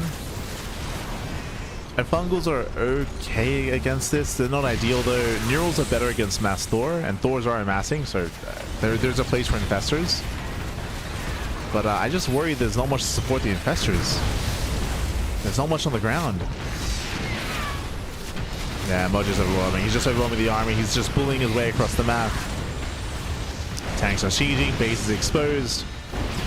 Infestors, they try to waddle in. They try. Oof. And Mudge is doing it. Yeah, he's leapfrogging forward here with his tanks, with his Liberators. We have 10 broods on the way. That's the one Hail Mary play here for Fjant. How many Thors are there? Only 4. Only 4 Thors. And they're quite low. So we can dive in. If we can neural 2 of these Thors, the Broodlords can take care of the rest. We just got to neural. Then focus down the Thors. Here they come. This is it. This is Fjant's moment. Yeah, he's moving in. Broodlords are revealed. Marjay has to get the hell out of here. And pulls away. Yeah, Marjay, he does race back home. A couple of tanks going to be abandoned. He's going to lose one of the Thors. He'll lose one.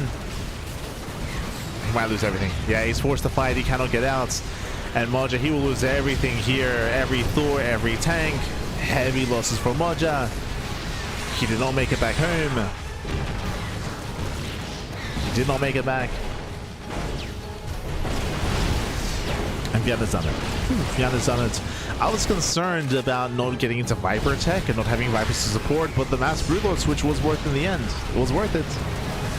Didn't even need to neural, actually. True. The Infestors didn't do anything. They didn't do anything. It was no fungal, no neural. They're there for moral support, Pappy. We got you. We got you. There we go. Neural towards the end. Does neural the Thor. And GG. GG gets called. Whew, the whole fight swinging in favor of Fjant towards the end with those 10 Broodlords able to make a stand, able to collapse in the army. Again, Marjay was not ready for that. Remember, he only had 4 Thors. He only had 4 Thors with the main army. He had no Vikings either. Unprepared. Pants were down. GG. And congratulations, Fjant will claim the series. Whew. GG, well played. Things are looking dire there for Fjant, and I can see if a couple things hadn't gone his way, I mean, Marjay would have snowballed out of control. Specifically, I'm thinking about the Doom Drop. Remember, initially the Doom Drop wasn't worth it. It wasn't worth it. He delayed mining in the main base. He caught a Thor. He caught a tank. That's kind of it. Didn't really get much done. But then he dropped into the third, and then he killed 14 SCVs. 14 SCV kills. I actually might have been 15. So very nice damage there by Fjant to find damage with that Doom Drop to slow down the Terran, to give him time to get a hive. Remember, the hive was late. It was a later hive out of Fjant, a later realization as to what was happening, but the drop play helped when it comes to transitioning into hive tech, into the Broodlords, buying time, slowing down Marjay. If Marjay had pushed, imagine that move out 30 seconds earlier, 1 minute earlier, that would have been game, right? Like, that would have hit pre-Broodlord, and then suddenly Fjant cannot hold on. So it's crucial that delays occurred to give him the time to get those Broodlords, as that was a very tight timing there from Fjant. GG. GG, well played. Congratulations, Fjant will claim the series. And with that, we have wrapped up our broadcast for the day. If you're out there, can help update some of these brackets, by the way. Hold on.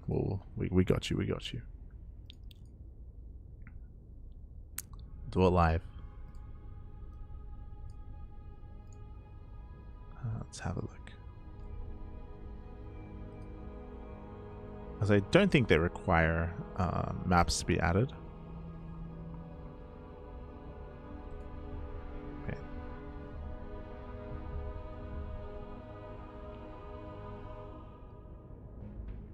But GG will play it. Exclamation mark B in the chat if you guys want to have a look at the bracket yourselves. Just looking for the upper bracket score.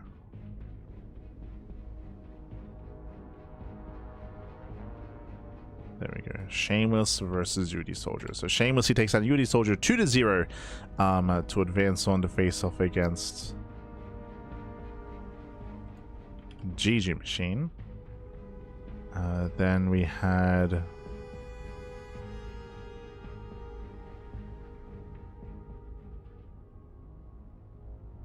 I'm still not used to this new format, by the way.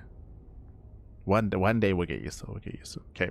So Rebellion he 2-0'd BabyMarine to advance on to the next round. Likewise, Art, he took down Sebestis 2-0 as well. And we had Fjant take down Minizerg 2-1. Went all the way to the ace match. True. Went all the way to the ace match. Then we had Art versus Jimmy, which I believe did go Art's way. Yep, did go Art's way 2-0. And we had Homeowner versus Lelix, where Homeowner, he clowned Bappy 2-0 over Lelix.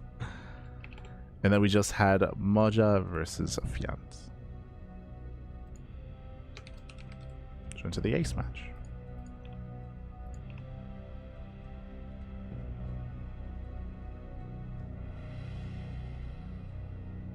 Beautiful.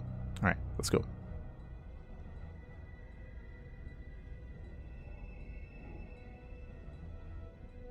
Okay, so I just made some edits here on the Wikipedia page, but there we go. So we have our results coming in. Very quickly here, we do have Shameless versus GG Machine. They are going to be facing off in the upper bracket finals. That will most likely be taking place next week. Either next week or the week after that. We'll see. Again, this is a multi-month event, is the OSC Elite Rising Star. There are just so many games, so many matches that are going to be played, and they do take quite some time to get going here. So again, Shameless versus GG Machine, that'll be happening either next week or the week after that. Meanwhile, we have the lower bracket, which is still ongoing. There's still a lot to go. There's still a lot to progress here in that lower bracket. Bam! As you can see, we just wrapped up. So we have Rebellion. He just 2-0'd BabyMarine. You have to input. It's going to be Rebellion versus Hacker's Top coming up next week.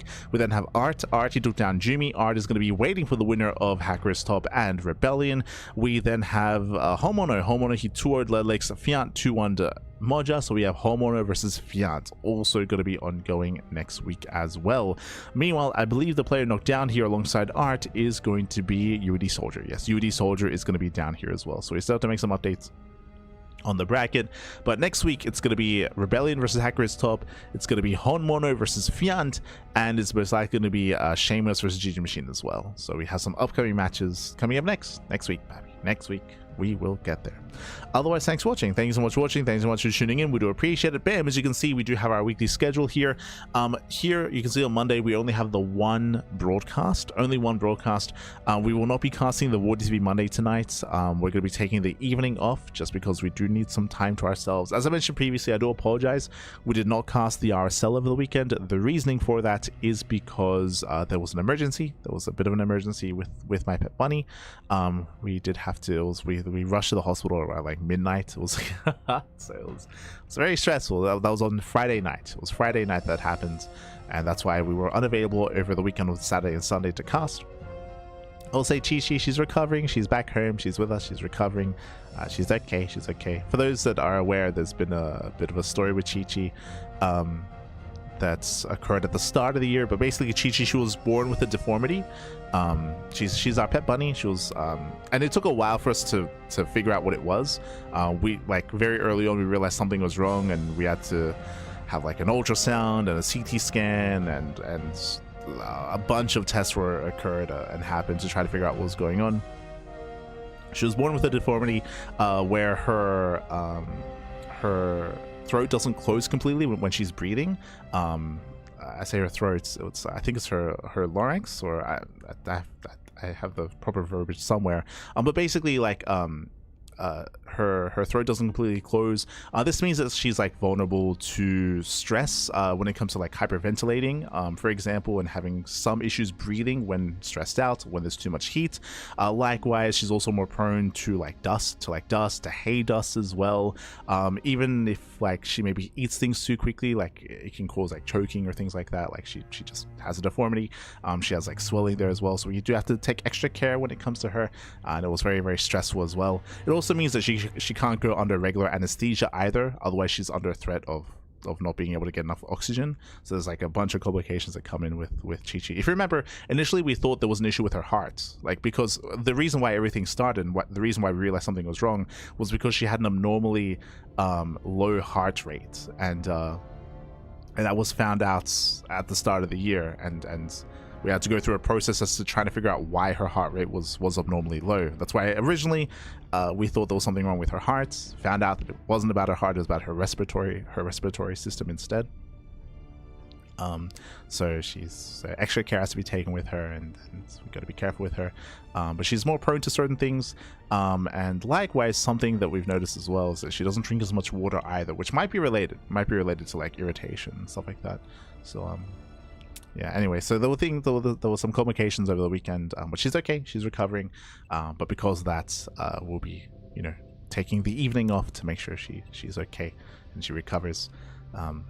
And likewise, that also means that we have to restart the bonding process. For those who are unaware as to how rabbits work, we have two pet bunnies. They're sisters, and they were in the process of being rebonded. But the issue is because of all these vet visits that we've had with Chi-Chi, whenever we go for a vet visit, her scent changes. And whenever her scent changes, like bunnies are very reliant on scent and on smell. Whenever she comes back, her sister's like, "Who are you?" And there's like tension there. They have to be separated before being reintroduced to each other. So we were like on the cusp of them being bonded once again, and on them being really close. And now that bond has been broken, and now it's reset again, and we got to start from scratch, which is it's taken some time. It's taken months. Have to restart again. Feels bad, man. So that's the process as well.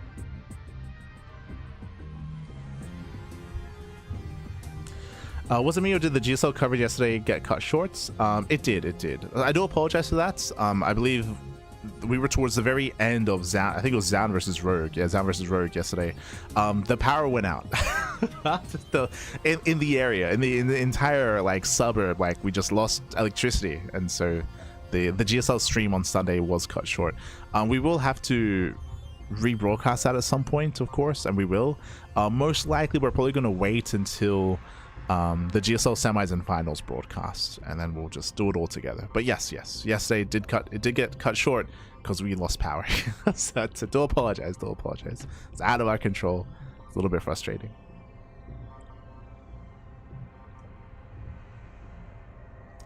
But yeah, with that GG we'll play it. And also, if you want to help us out, by the way, that's why, I don't know if you can see just under me, we have the Bunny Vet Fund. It's been very expensive, Chi-Chi's vet visits, like thousands of dollars at a time. So if you want to help us out, you can do so via donation links to help out with Chi-Chi. If you want to see her, there are some photos of her and videos in our Discord server if you're interested. But otherwise, thanks for watching. Thanks so much for the support. We do appreciate it. And we'll see you guys tomorrow. Sorry, I didn't even get to talk about our schedule. Bam, you can see it there. We have the Enki Epic Series on Tuesday. We have Sparkling Tuna Cup tomorrow evening as well. Fun fact, that's going to be on the PTR. Our tournaments are going to be on the PTR. Pickers Cup that's on Wednesday, also going to be on the PTR.